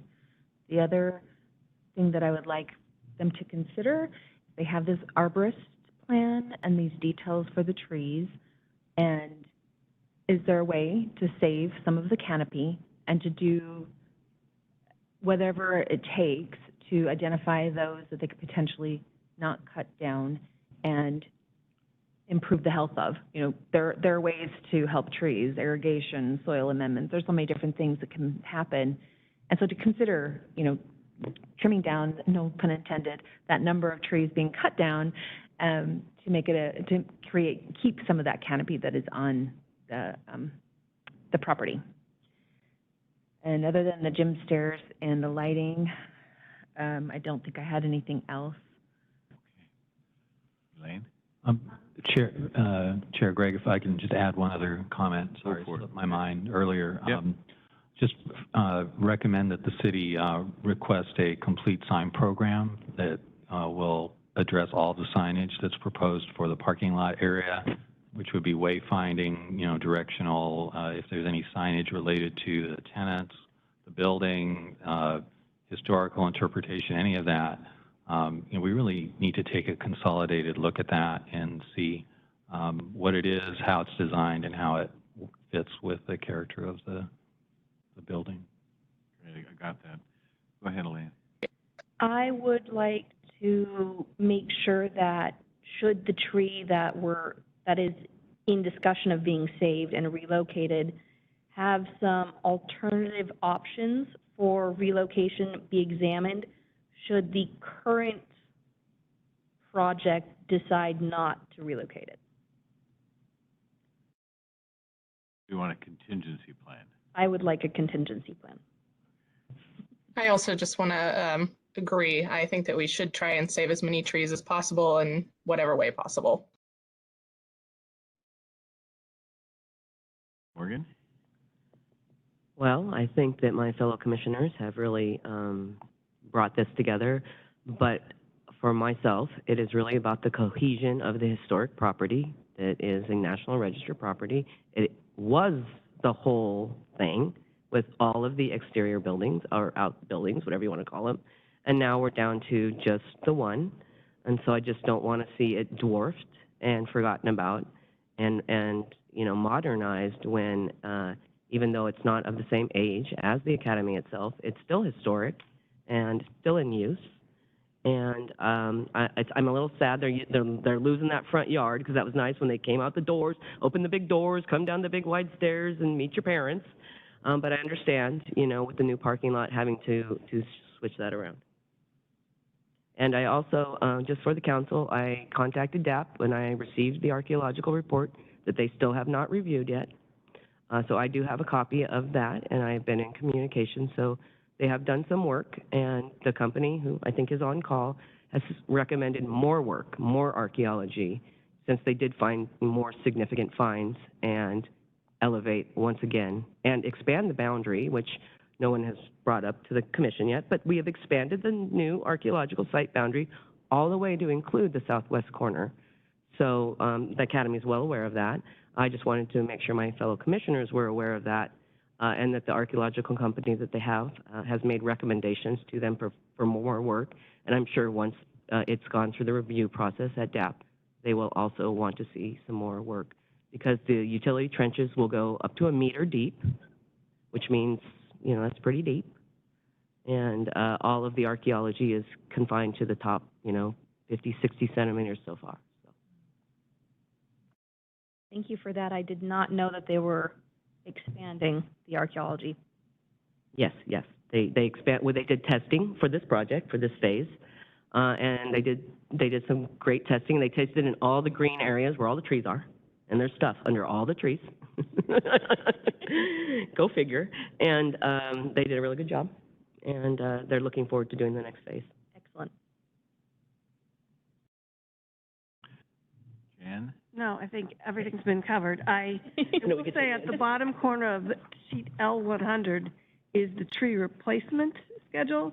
So it looks like 13 incense cedars, 2 sweet magnolias, 9 spring snow crabapple, and 2 sawleaf zelkovas. I don't know what that Right, I didn't know what those were either. Okay. Whatever that is. So it is on here.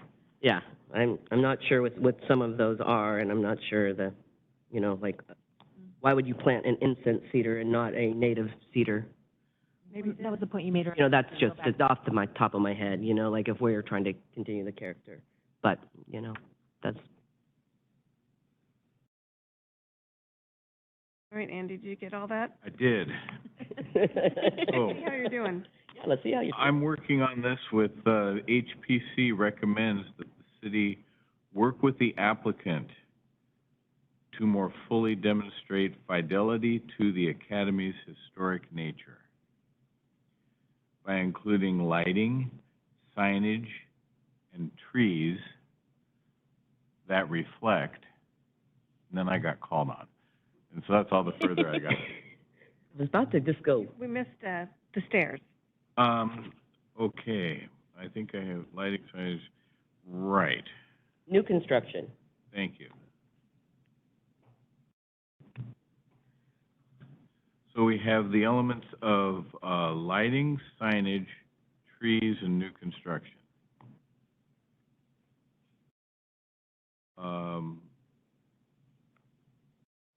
That reflect Providence Academy as opposed to the new, opposed to phases 1 and The 2. historic character of the property. Right, so I think I said,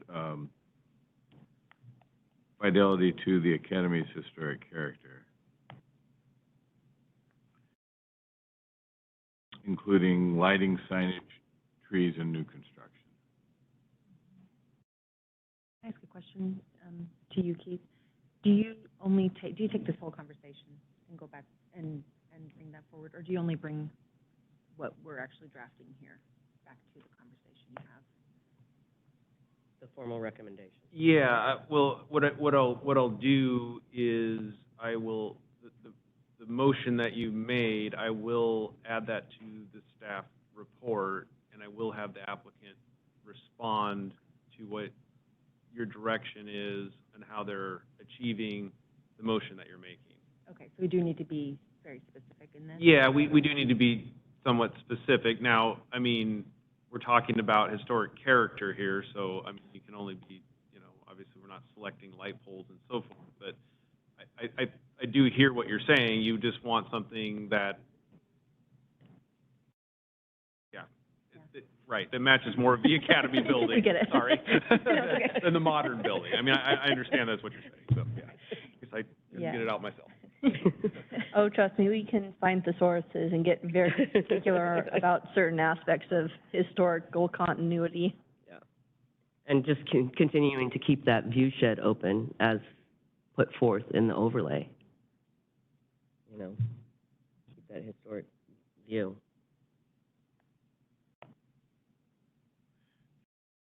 Maybe continuity is a better Yeah. phrase than fidelity.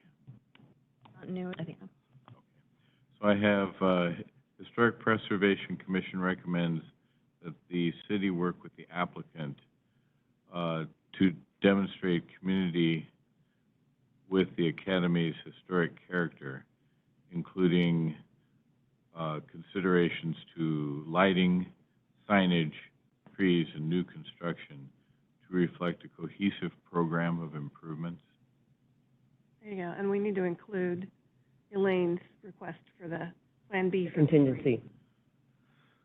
Right.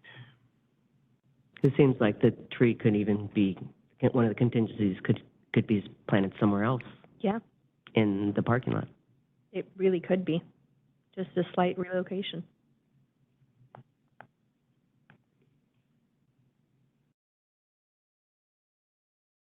Maybe that would be a way to,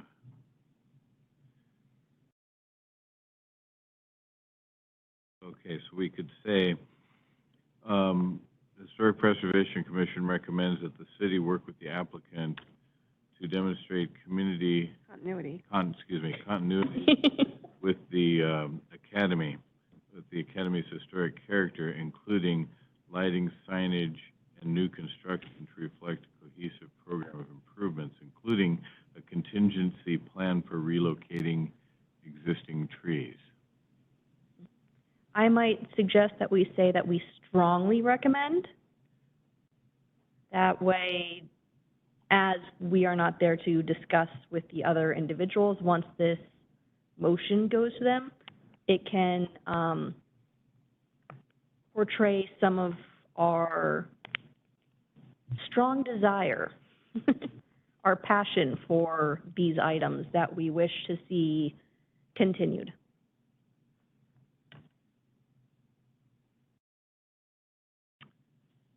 Yeah, I've inserted strongly. I think you got it. So this is, we'll have to probably wordsmith the lineup, but the spirit of the motion is Historic Preservation Commission strongly recommends that the city work with the applicant. Maybe we should say to more effectively demonstrate. Yes.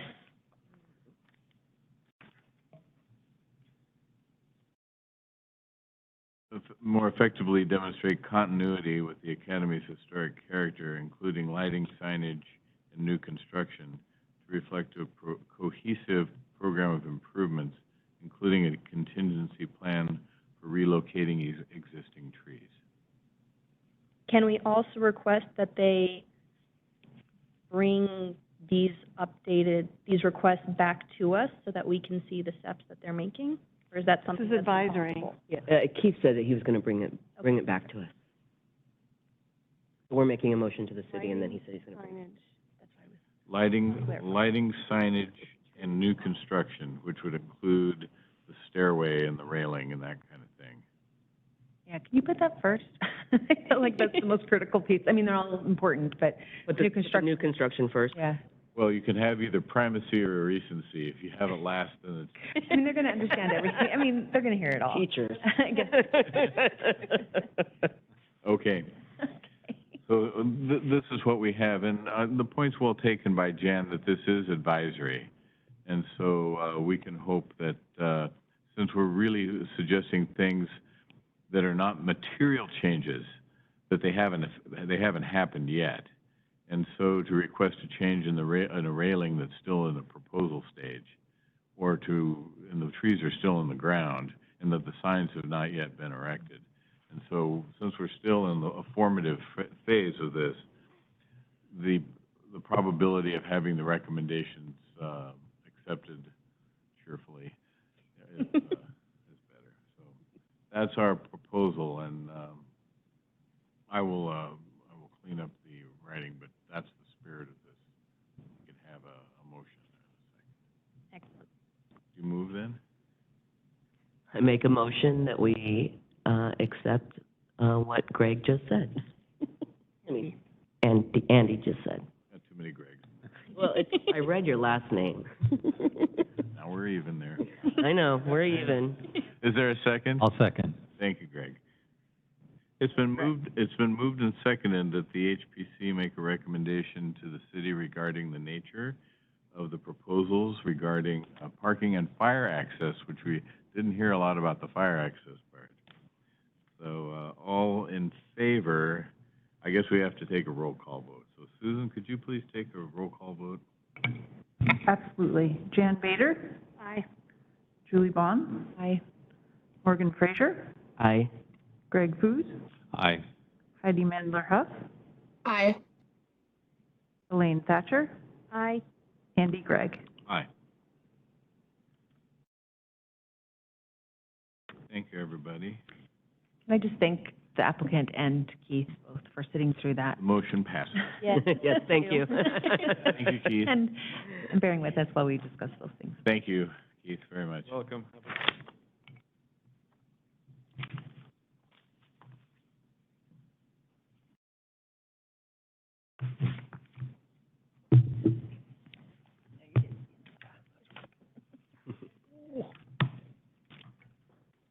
Mark, you can tell me what visuals you might want, or nothing. It's up to you. Let's just see where it takes us, Bart, I think. All right. I mean, does everyone have my staff report? Yes. Yes. Yes. I brought them too. Wasn't sure. We'll move now to the public hearing, certificate of appropriateness for the Peter J. Flynn House located at 114 West 20th Street. And for our commissioners, Elaine Thatcher and Heidi Mandler-Huff, the first public hearing. So I will read through the directions slowly, mostly for me. This is the certificate of appropriateness for the Peter J. Flynn House located at 114 West 20th Street, Vancouver, Washington. I will open this online public hearing for a certificate of appropriateness application for the Peter J. Flynn House. The steps involved in the hearing process are shown on the slide. Do commission members have any ex parte contacts or conflicts of interest? Seeing and hearing none, City of Vancouver staff will now give a summary of the staff report and recommendations. Welcome, Mark. Thank you, Chair Greg. Mark Person, City of Vancouver. Tonight to talk to you about the Flynn House. I should have my staff report in front of you. Flynn House is listed on the local register. It was placed there in 2007. Let's see.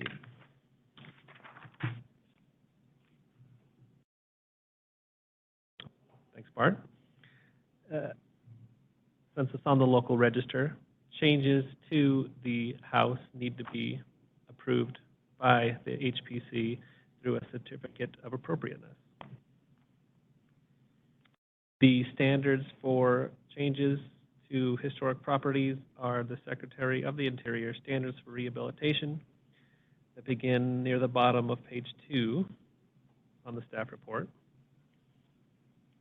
And so I will go through these really quickly, focusing on a couple that I think are most relevant. Happy to revisit any additional ones. Changes to the property use are not proposed. That's number one. Number two are distinguishing original qualities. Sorry, let me back up. Skip the proposal here. The items to be repaired or replaced include alterations to the kitchen, to remove a pair of windows, repair of masonry, and window repair. And thank you to Commissioner Frazier, who pointed out to me earlier, my staff report is not clear. The applicant's narrative is clear. No replacement of windows is proposed as part of this certificate of appropriateness. And we can hear from the applicant in a minute to clarify, to make sure I'm speaking correctly. The windows will be repaired if possible, or replaced with windows closely matching the design and materials of the existing windows.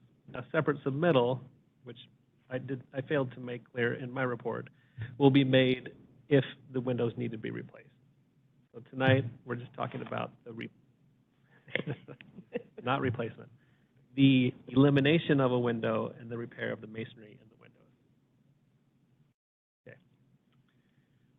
The windows are listed in the nomination. They're a significant element of the house. So my finding under item 2 of the Secretary of the Interior Standards is that distinguishing original qualities or character of the building, structure, or site and its environment shall not be destroyed. Removal or alteration of any historical material or distinctive architectural features should be avoided when possible. So we are talking about a significant feature. Staff found that the pair of windows to be removed as part of the kitchen remodel, because they face the alley and not the public right-of-way, was the distinction that we made in this case as a critical distinction. Is the alley private? What'd you say? Is the alley private? No, sometimes they're public. I'm just curious. It's just a distinction, sorry. Sure, we can talk about Yeah, I'll ask later, sorry. Number 3 is all building structures and sites shall be recognized as products of their time. Alterations that have no historical basis, which seek to create an earlier appearance, shall be discouraged. We're not dealing with that, in my opinion. Changes that have taken place over the course of time are evidence of history and development of a building. These changes may have acquired a significance in their own right. I'm sure the house has been updated over time.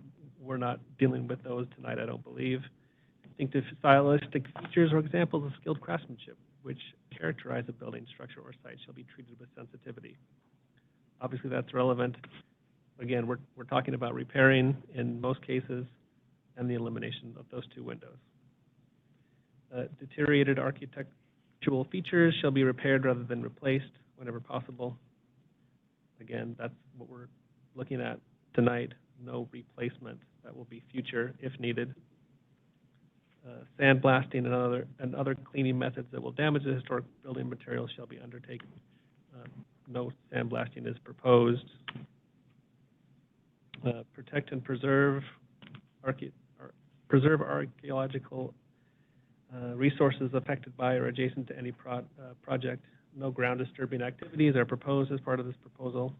Contemporary design for alterations and additions to existing properties shall not be discouraged when such alterations and additions do not destroy historical, architectural, or cultural material, and such design is compatible with the size, scale, color, materials, and character of the property, neighborhood, or environment. I found that the alterations proposed are interior to the structure except for the windows to be removed. Again, I think we're sensing the theme here. I think we probably know what we're going to be spending our time on, but I will take my cue from the commission. No new additions to structures are proposed as part of this proposal. Having said that, staff is recommending that the HPC approves the proposal. Obviously, the HPC is the decision maker on this matter. Questions for staff? Is the alley public?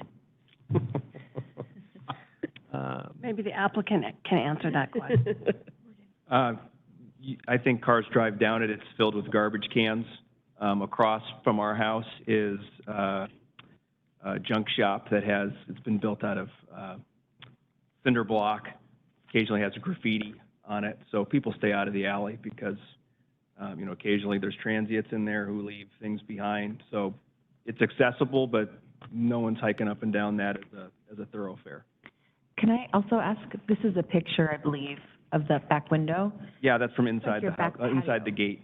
Okay, Yeah, that's from inside the fence, so you can see the windows. okay. Yeah. So people can't even see this window from the alley. It's a private- They'd have to peek over the fence to get a good look at it. Yeah. Private. Yeah, that does not face it. Patio. Okay. Yeah, it's fully fenced. Do you have any plans for what you're going to do with the window when you remove it?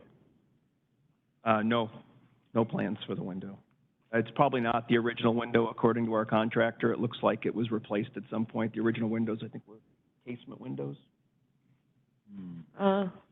Yeah, so single hung window, the rest of the windows that are original are casement. Yeah, so this window was probably replaced with a single hung at some point. Okay, I see that.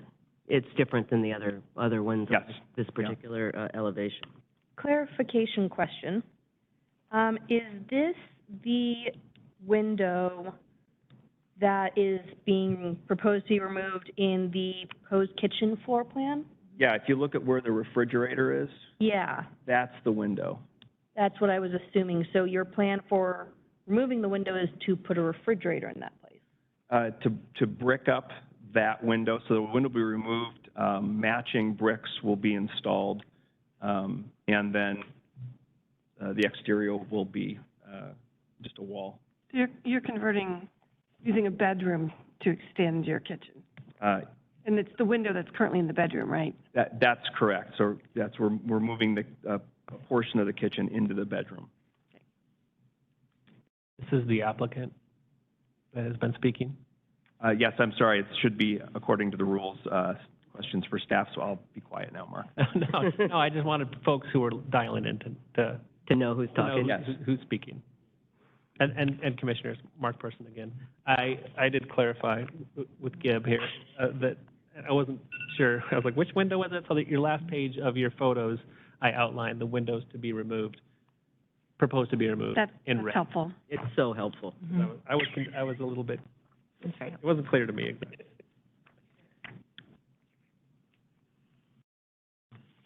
I don't have any questions for you, Mark. I have a question for him, though, just to make that clear. I don't have any questions for Mark. Congratulations, Mark. Good job.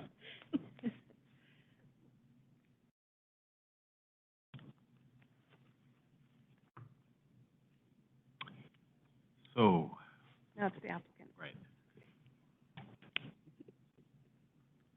I'm sorry, I didn't hear that, Chairman. Go ahead. Yeah. Is it my presentation? It is. Okay, excellent. So we've been in Vancouver for a year, and we've been looking for a house to live in until, probably we're leaving the earth, or at least not able to care for ourselves. And we found this place and had admired it when we'd taken our walks. And as you can see, it's a beautiful brick house. And you can see one of them there. That's an old cedar, Himalayan cedar. On the other side is a beautiful, magnificent old Himalayan cedar. And so we began negotiating to buy the house. There was not a lot of action on this house. If you look at the Zillow report, it was on the market for a long time. And the reason it's been on the market for a long time is there's a lot of deferred maintenance on this house, a lot. And so when we got the inspection report, our jaws kind of dropped. But we love this house, and we want to make it special. So the tuck pointing, the brickwork, tens of thousands of dollars to be spent on that.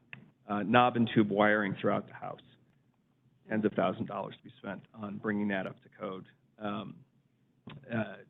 There is a saggy sewer line, a retaining wall in the driveway that, not immediate problems, but in the next 5 to 10 years, tens of thousands of dollars. But we feel like this house should stay a residence. And to make it a residence, it needs to have a kitchen. And the kitchen that it's got now, as you can see from the before picture, is tiny.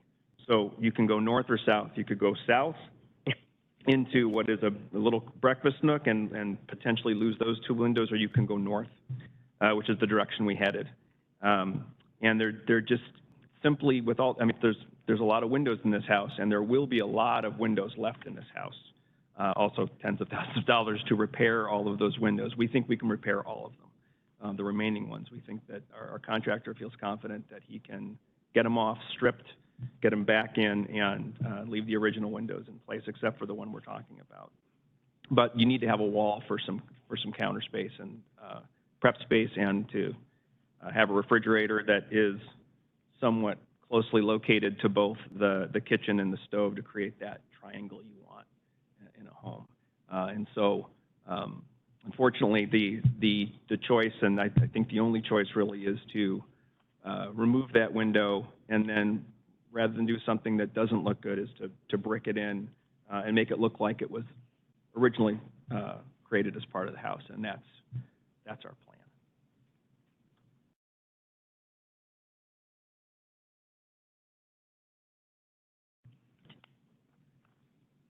Go with our questions. Okay. Bear with me. Okay. So I have them also broken down into the different parts. So the first one is the masonry repair and the chimney, and you have multiple repairs that are needed.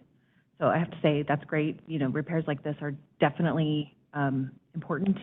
And one thing I just wanted to mention is that when you're undertaking that venture of repairing, to identify the causes of the need for these repairs. And a lot of times that's the water issues that cause the deterioration. So identifying what those are so you can fix the problem, not just, you know, repair it.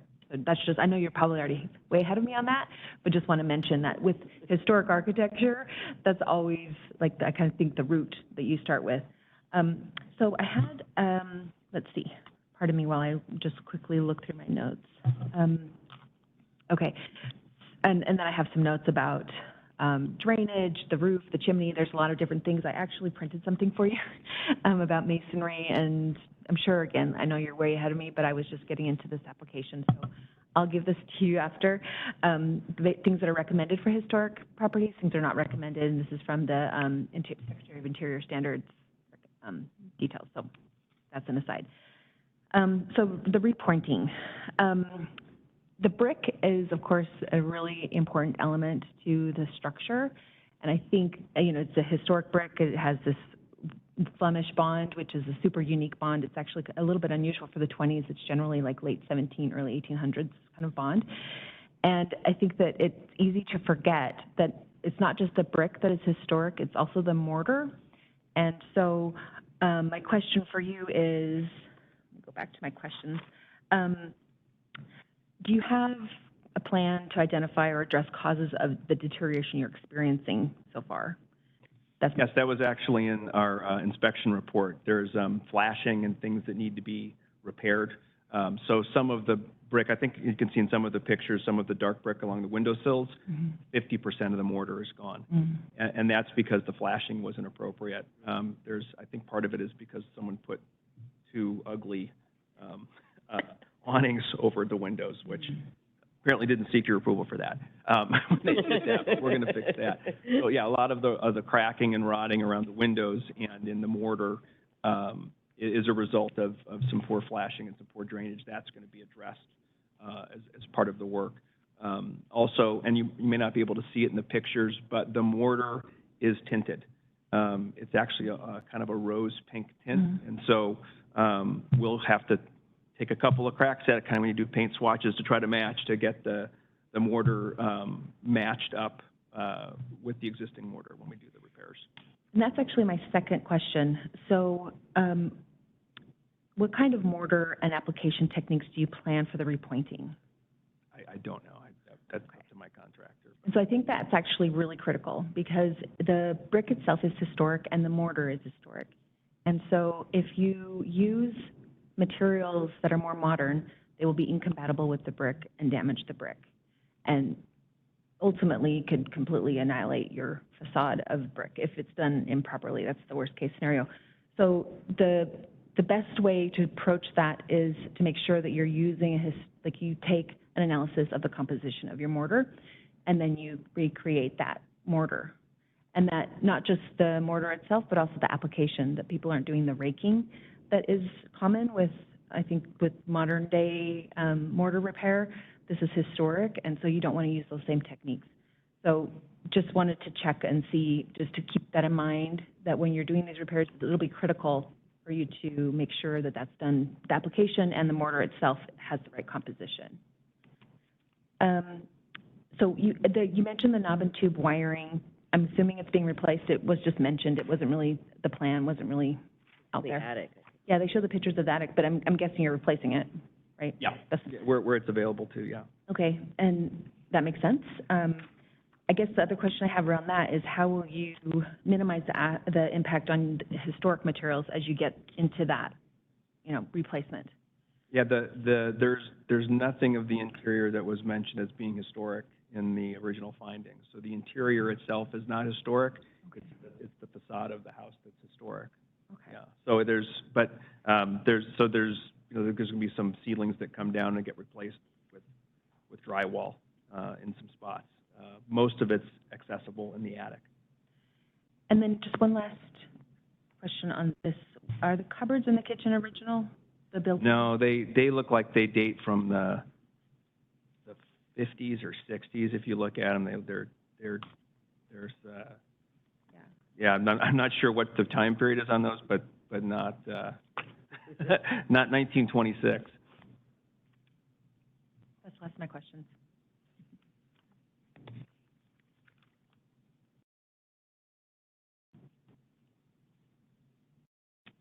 Sorry, I'm the new kid, so I've been watching everyone waiting for them to go first. So I've been looking, can everyone hear me on the mic enough? Okay.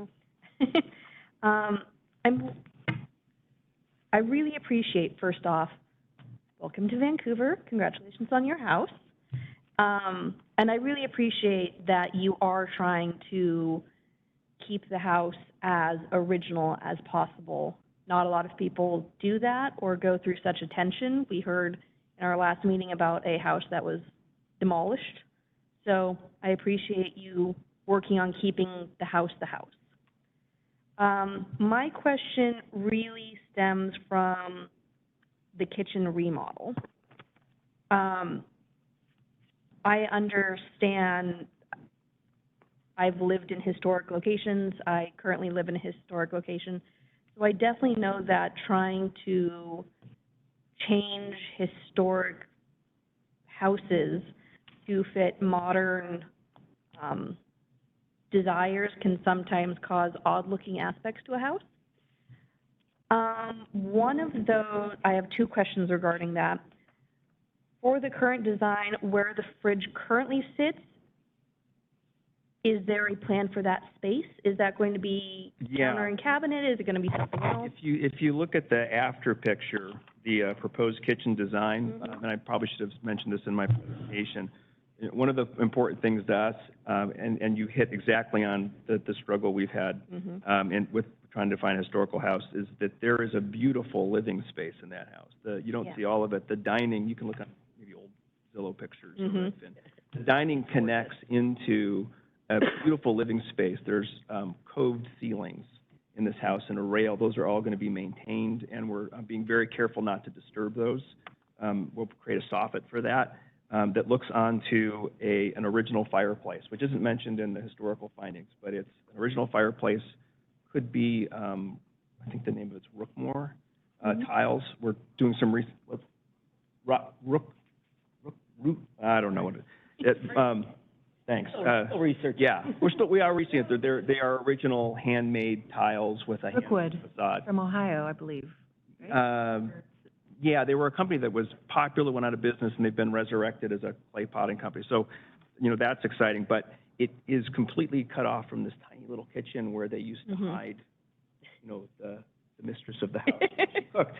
And that's not how we live. We live with our friends and our family in our living space. So it was really important to connect as much as we could the kitchen into the living space. So that wall is coming down, and there'll be the stove and oven and an island, so that the chef, sometimes it's me, sometimes it's my wife, sometimes it's our friends, will be a part of the living space. And so, yeah, bringing that wall down eliminates that wall where the stove and the fridge were, so that it can be opened, and then you've got to relocate those somewhere. Yeah. And then you need a wall to do that and have cabinets so you can put your stuff away. So, yes.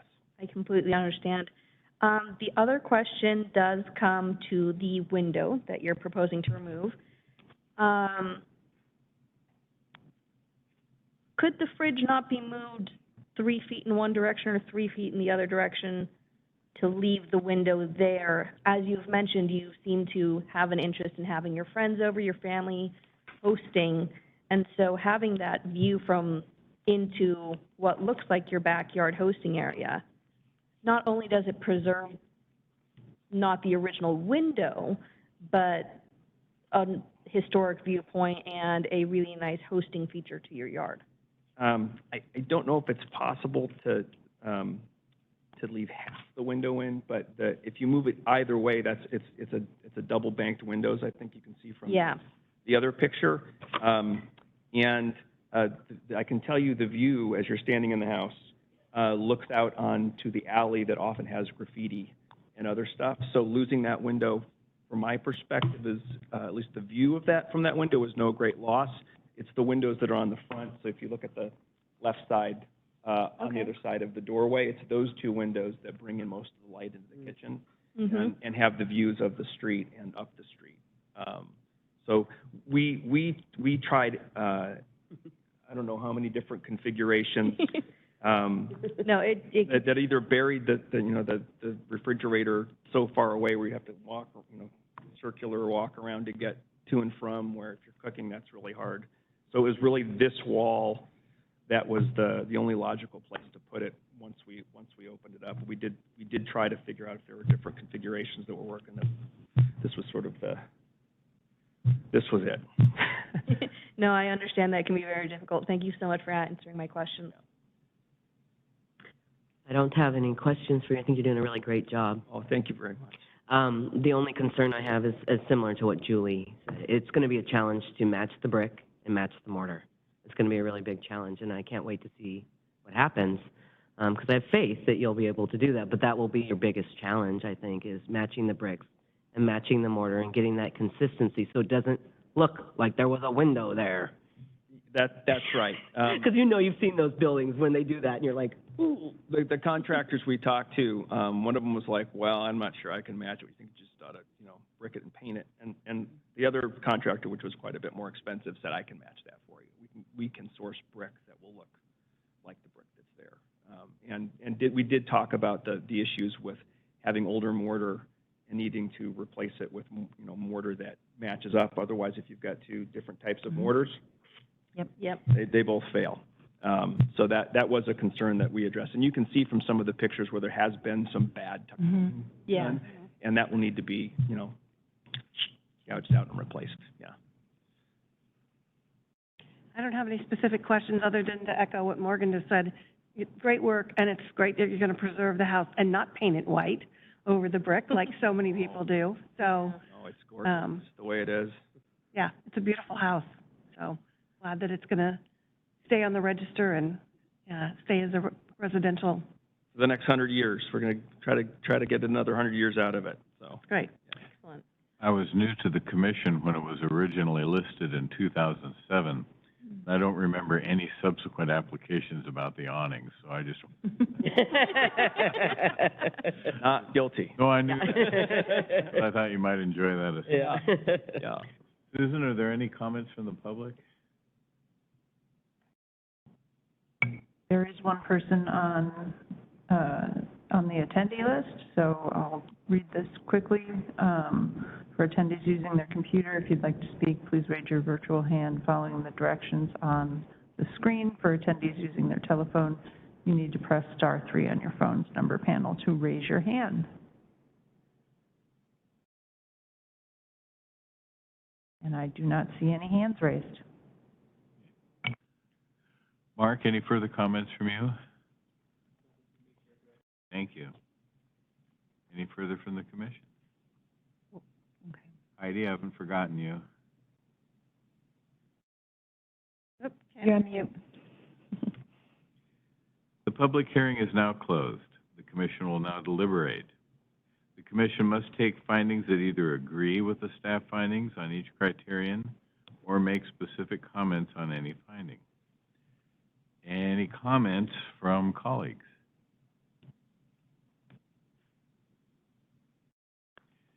Did you say from Holly? Pardon me? I'm sorry, what did you ask? I said, were there any further comments from colleagues? Oh, yes. Sorry, I thought you said from Holly. I'm like, we don't have a Holly in the room. Yes, I actually, I don't want to blindside you, but I actually do not want to make a decision on the windows today. I don't actually think it's appropriate to brick up that window. I do think that that significantly alters this historic house to the point where it could not be later removed and replaced without a great deal of effort or expense. So I think that that piece may need to be tabled because I actually think that the other proposals make a lot of sense and I wouldn't want to hold those up.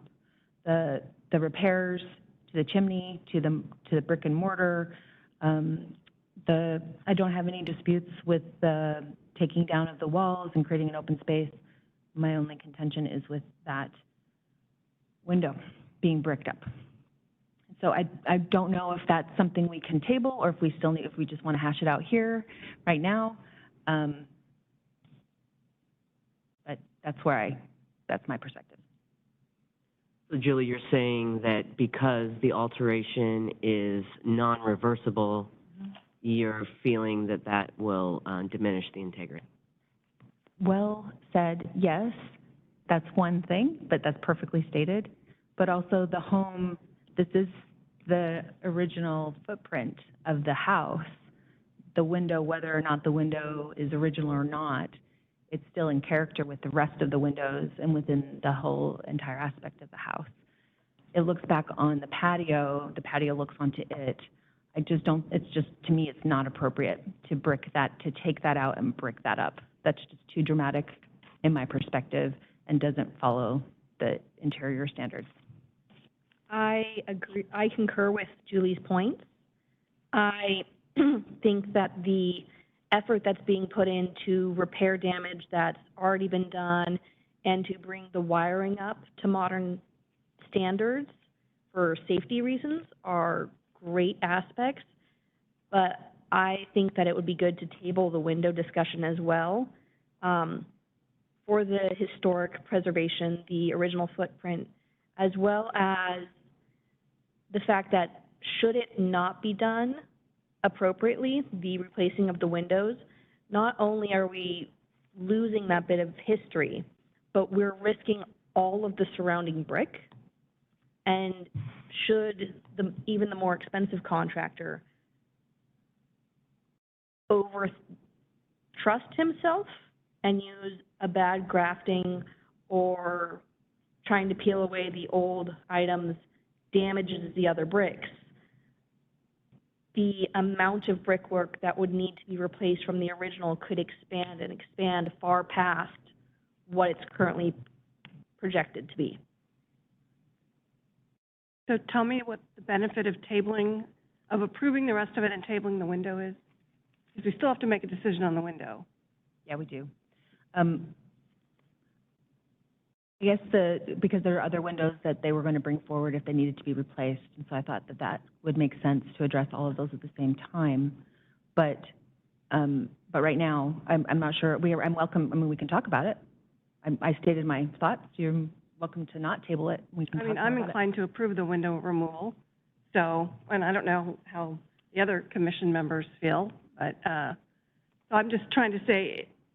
So what you're proposing is we approve all the other things that are being proposed, knob and tube wiring being replaced, the repointing, the replacement, the repair of the windows, because the idea is that if they have to be replaced, they'll come back again.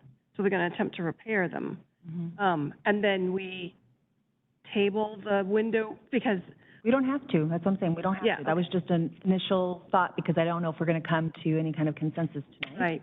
But that was just, I want to state for the record, I agree and am appreciative of all the other work that has been proposed, but I strongly feel that bricking up a historic window that you cannot reverse is not an appropriate use of a historic property, and that brick is one of the defining features of this home, and those windows are as well, regardless of whether or not the panes are the original panes, as I mentioned a minute ago.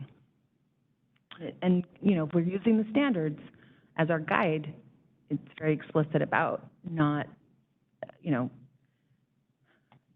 doing work to a historic property that is irreversible, and to doing everything you can to keep that integrity in place. We've been asked to approve the staff's conclusions and recommendations. And the staff says that the proposal meets the criteria of the Secretary of the Interior Standards for Rehabilitation as conditioned, and recommends that the HPC approve the project. I don't agree. Can we approve As it stands, I don't project? agree. Pardon? Are we able to approve portions of projects? Yeah. We have in the past. Mm-hmm. Okay. Sorry, new kid question. But but I agree with you, Jan, so it may not be worth tabling. I mean, I don't know if we need to, I don't know. So if we're going to table it, kind of implies that there'll be like additional information that would come that would help us make a decision. Oh. And I'm just not sure What other information? what Right. other information we would need to make a decision. I understand. So, I mean, not, It's just- not it's opposed just to about a vote. tabling it. I'm just trying Right. to figure out what that would gain us. Yeah. Okay.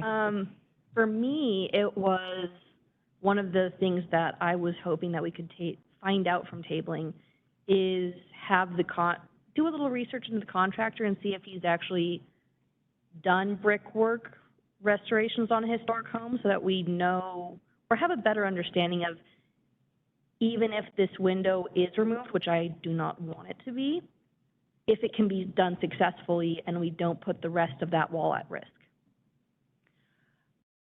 Even if that came back positive, I still would not think that it's appropriate. So that information for me would not help. I don't know if it would change anybody else's opinions, but regardless of, the brick is part of it, but ultimately we're talking about the window and the footprint of the home, the structure of the home, the historic integrity of the home, all those pieces that go into it.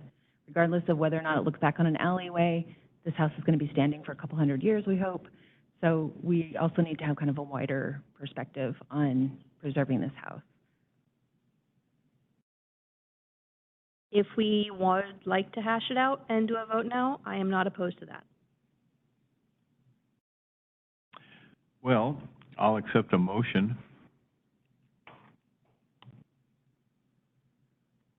Okay, I move to approve the certificate of appropriateness. I think if you're going to do that, we do need to clarify, though, I think the brick and mortar discussion that we had a minute ago, regardless of the window, that there's going to be an analysis of some kind to ensure that, again, the standards need to be followed, and so the standards are that we need to make sure that the brick and the mortar have the integrity to continue to preserve the home. So are you asking for a report back? No, but I think that it's not in here. I mean, about the brick. I mean, it's just, A recommendation to the I understand. homeowner that he makes sure that his contractor. Yeah, because when I asked, he said, oh, I don't know, whatever the contractor wants, but I think you need to actually tell the contractor what's needed, and so that's the difference there. Just, Yeah, okay. if I can just ask a clarification, Julie, are you on the grout issue? And that was a fascinating discussion for me. I appreciate the insight and the background and the expertise that you have. But just to make sure it's clear to me and I think to the applicant what you're asking on the grout, it sounds like The mortar. you believe, or on The mortar. that it needs to have a chemical or an analysis of the composition of the existing material, and then you're asking that the new material match that chemical composition, that structural composition Yeah. identically? Yeah, oh, no, not identically.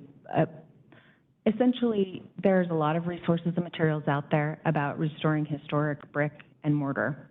So definitely refer to those sources. But yes, if the wrong composition, like too much Portland cement is added to that mix, it's going to ruin your brick. You're invested in this lots more than I am, so I know that you're going to do the right thing. But I guess that I want it stated that that is going to be done, not just follow the contractor, because contractors, unless they're a historic conservationist, may not know what's appropriate for a historic home and restoration. So I guess that's my point, is it doesn't have to be exact, but it's good to take an analysis so then you can match it. It's like this much part lime, this much part sand, this much part tint. And they determine that by analyzing the existing material. Yeah, you can scrape off the mortar. Reverse engineer it. Yeah, yep. So they can identify, and there may be Portland cement in there because it was around that time period when it was part of the composition. But you won't know that until you've done some kind of analysis. And there are different ways to do that. Again, the Secretary of Interior Standards has the whole thing. I think it might even be that handout that I printed out here. It sounds like something like that could be a condition. Yeah, I think, it's important that it be done. Because the city staff can, make sure that they do an analysis and that the conclusion is that it's close enough. Yeah, that it matches enough that it will not damage the mortar and the brick. And then the color, because there's... Yeah, and the color, yeah. Right. The tint, whatever the tint ends up being, because it shouldn't be paint. And I guess I was also a little concerned about the idea of sealing it, and that can also potentially damage. So whatever sealant is used, again, it has to be appropriate for the brick. And, and again, a historic conservationist can help figure those things out. So I guess I'm talking about the legwork behind it. I don't really have a recommendation, I guess, necessarily, unless it's just, these parts are approved contingent on following these things. Is that kind of the philosophy? Okay. So, yeah. Okay. So. We have a motion.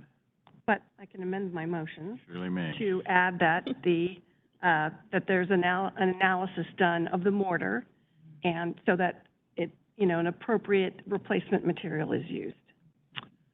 I have to approve the motion provided the new material, specifically mortar and brick, match the existing masonry. Yeah, or compatible with it, because we just want to avoid Yeah, you can't damage. go back in time and make the same. Yeah, you just want to avoid damage, and obviously, we know you're invested in doing that. Forever. Yeah. So I have a motion to approve provided the new materials, mortar and brick, are compatible with the existing masonry.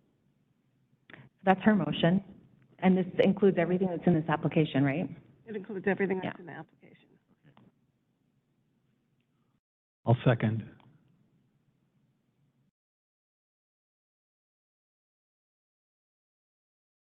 It's been moved and seconded that the certificate of appropriateness be approved.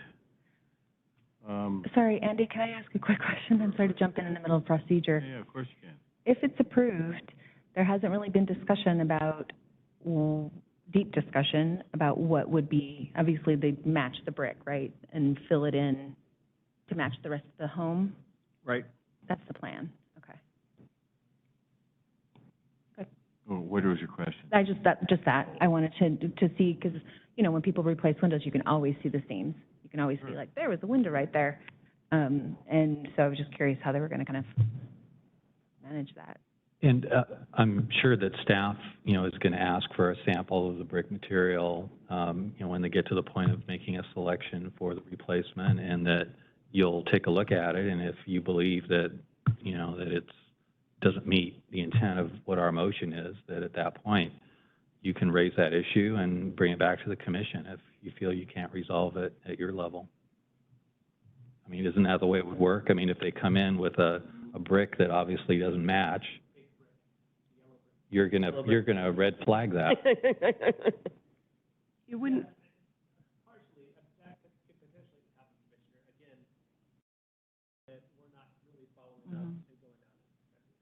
Well, we could condition that and require that for this case.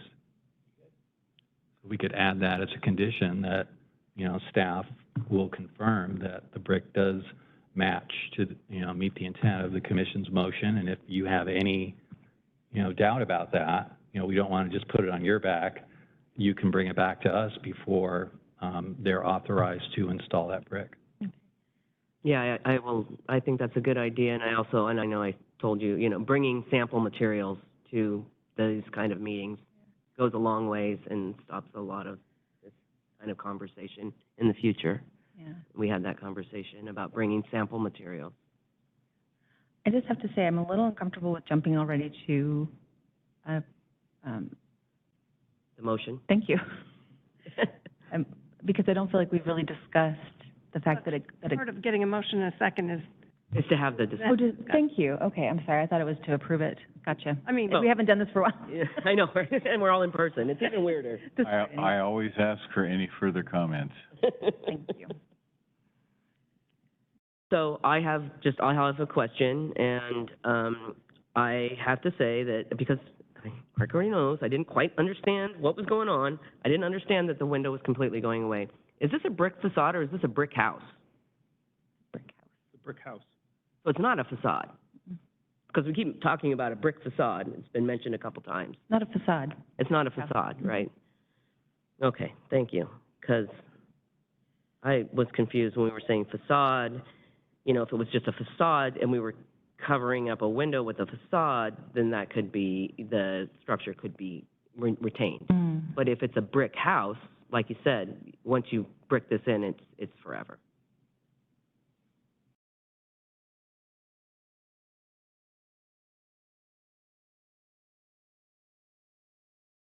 I guess I want to understand how, if an approval went forward, how we could, it sets a precedent.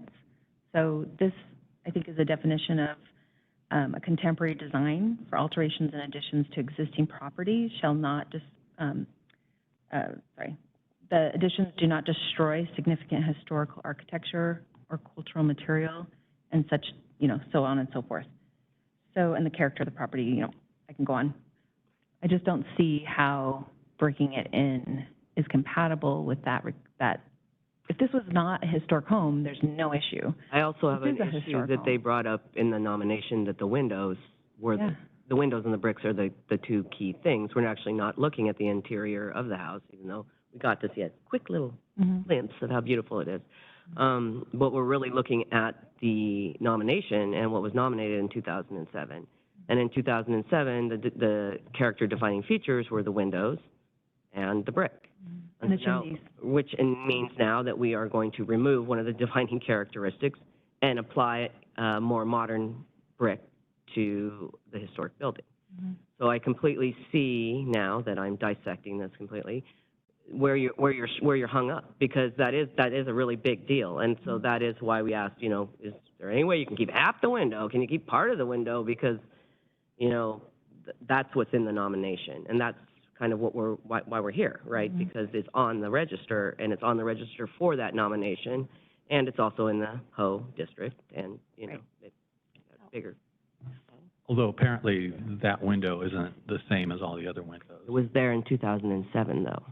Right, but it is different than the original windows. It is, but they didn't make that distinction in 2007. And they didn't add a window itself. The window opening was already there. Right, something happened to the window, right? Something happened. I don't know. a bad night.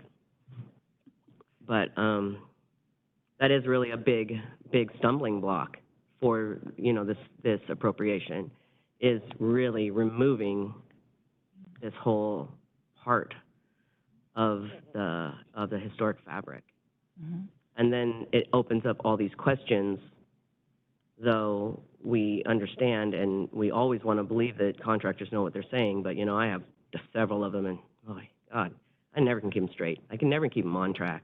And that is kind of, now that Julie has really pointed it out and painted the picture in that direction and brought up the Secretary of Interior Standards, and I just looked at the nomination again, and that's exactly what it says.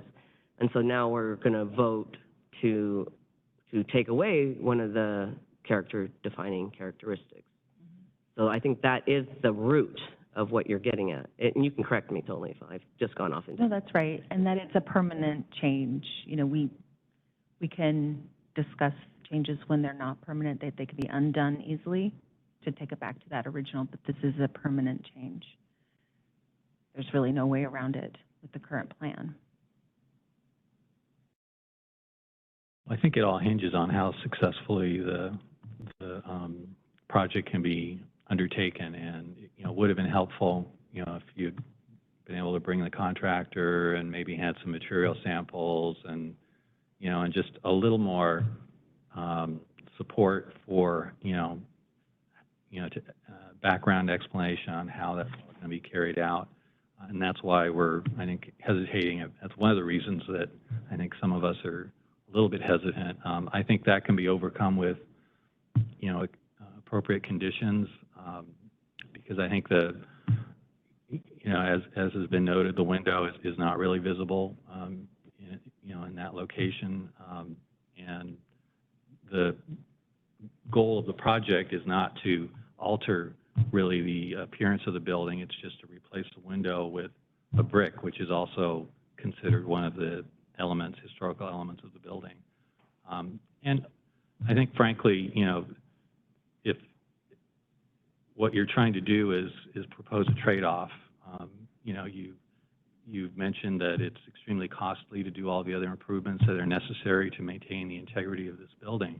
It's a deteriorating building, and to make that economically feasible from your standpoint, there needs to be a little bit of give and take in this project, and that's basically what you're asking for is, okay, I'm willing to, do all the repairs that are necessary, meet all the requirements that are called for by the code, and really preserve this building, probably over 95% of it in its existing exterior state, and make sure that it stays a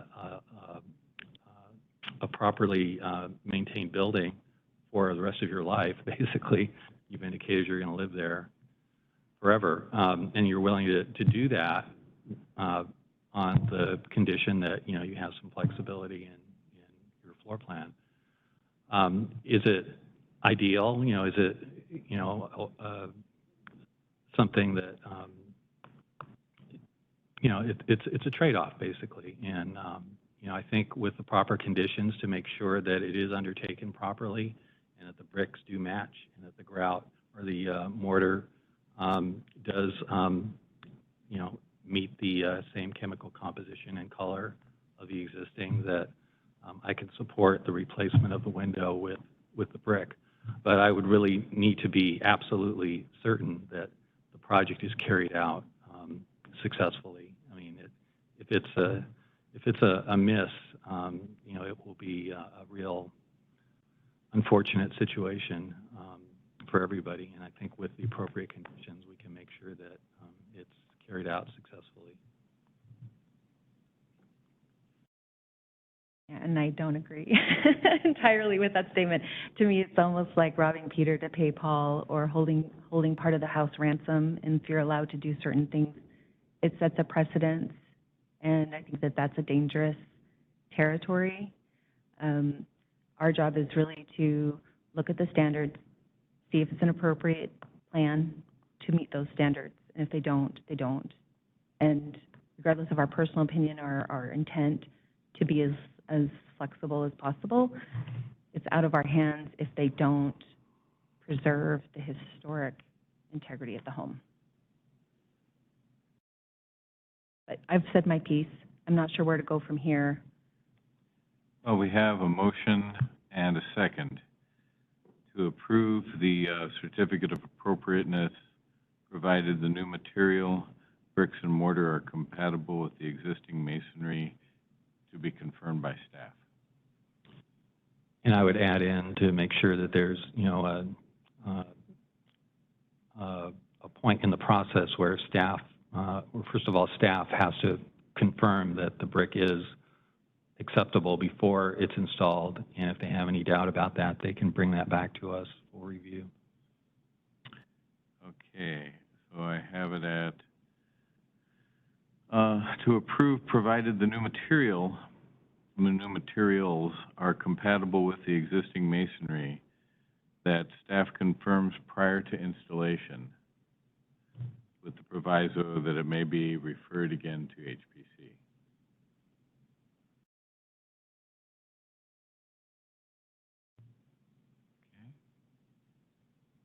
And I'll add, and that be done prior to removal of the window.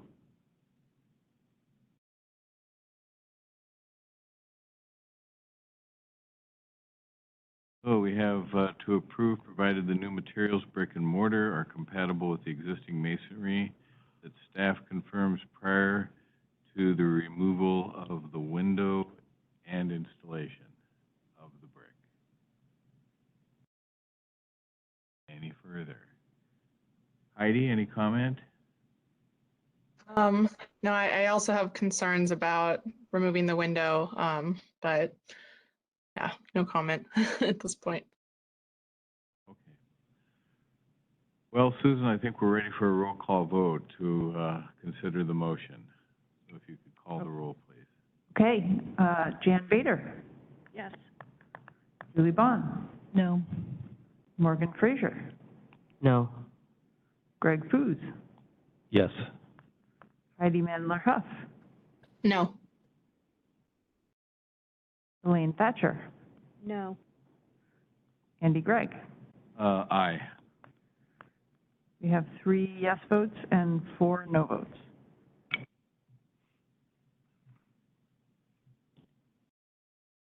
So the next option is really for someone to make a motion to approve all of the other repairs with the exception of the removal of the window. And I move to approve the certificate of appropriateness for all aspects except for the removal of the window in the bedroom. I second this motion. Any discussion? Will this motion also include what you already wrote about the masonry? Not unless it's specifically directed.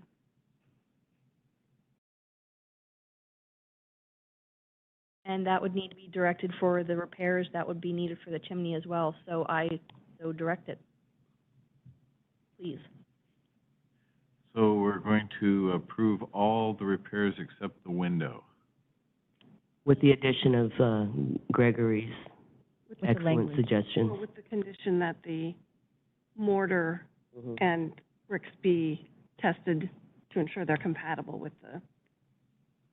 And the that material. the staff approve the brick and mortar before. Okay, so we're putting the stipulation on the first If bricks need to be motion. replaced. Right. We're putting the stipulation on, from the failed motion onto the second Yeah, motion. there's some bad, Yes. yeah, I think so. Okay. Could The have only, voted. only change is that the window's not approved. The rest of the motion stands.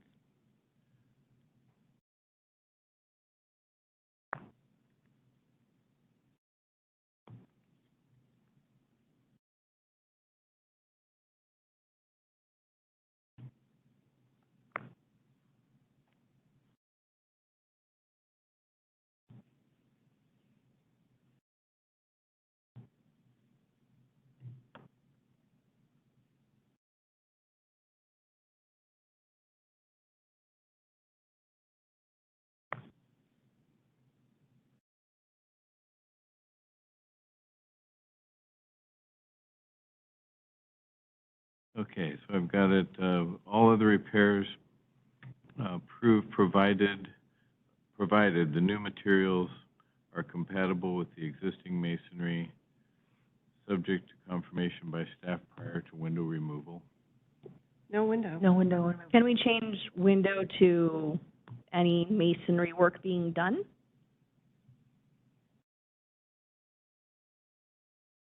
Okay, then it would be, provided new materials are compatible with existing masonry, subject to confirmation by staff.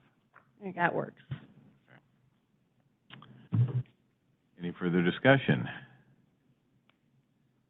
Heidi? Okay. Not for me. Okay, Susan? Jan Bader, Yes. Julie Bond, Yes. Morgan Fraser, Yes. Greg Foos, Yes. Heidi Mandler-Huff, Yes. Elaine Thatcher, Yes. Andy Gregg, Yes. 7 yes votes. Unanimous on the second motion.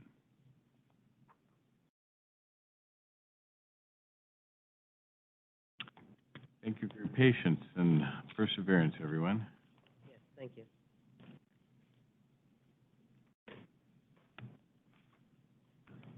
Bart will now give an update regarding the Historic Property Demolition Program Review. Can I ask that we table this to the next meeting? It's almost 9 o'clock. Okay. I was going to ask the same thing. I was like, I feel like we've done this before. Yeah, I think it will involve quite a bit of discussion, and I think starting it at 10 to 9 doesn't make sense. Unless we just want to make a subcommittee. To talk about it, to bring, and not really bring it back until we have a subcommittee. That's all. I'm here at your pleasure. I don't care. Okay. Any items for good of the order? And for Heidi, good of the order is where we recognize colleagues and staff for their service in committee work and outside activities, and something I added when I became chair, who always leave on a positive note. I'll put in that there's a positive note that there's 7 of us. That is good. It's nice. Welcome, Heidi. Commission. And if Mark would have been here, I would have said thank you to him for all of the questions that I was throwing at him, because it wasn't as clear in his staff report, and he was so gracious with me. Anything further? I'd accept a motion to adjourn. Can I just ask a question? Are we tabling the demo discussion? Like I sat through all of that. Sorry, we are, because it's almost 9. Right, understood. We Great job. appreciate you being here and sitting with us. Great job. I did read it. I'm ready. I apologize. I didn't realize that, I thought Bart was giving us the update. No, he is, but it's a city-county Right. wide joint effort, so. Got it. County I, and city. work it out. Sorry, you just have to come back next time. I apologize for the inconvenience. No, there's no apology needed. Okay. Entertain a motion to adjourn. So moved. Jan, a second? I'll second that. Thank you, Morgan. It's been moved and seconded that the meeting be adjourned. All in favor? Aye. Hi. Hi. Welcome, Heidi. Thank you. Yes, welcome, Thank you. Heidi. Yeah, welcome, Heidi. Thank- Nice to see you. Thank you. Thank you, everybody. Bye.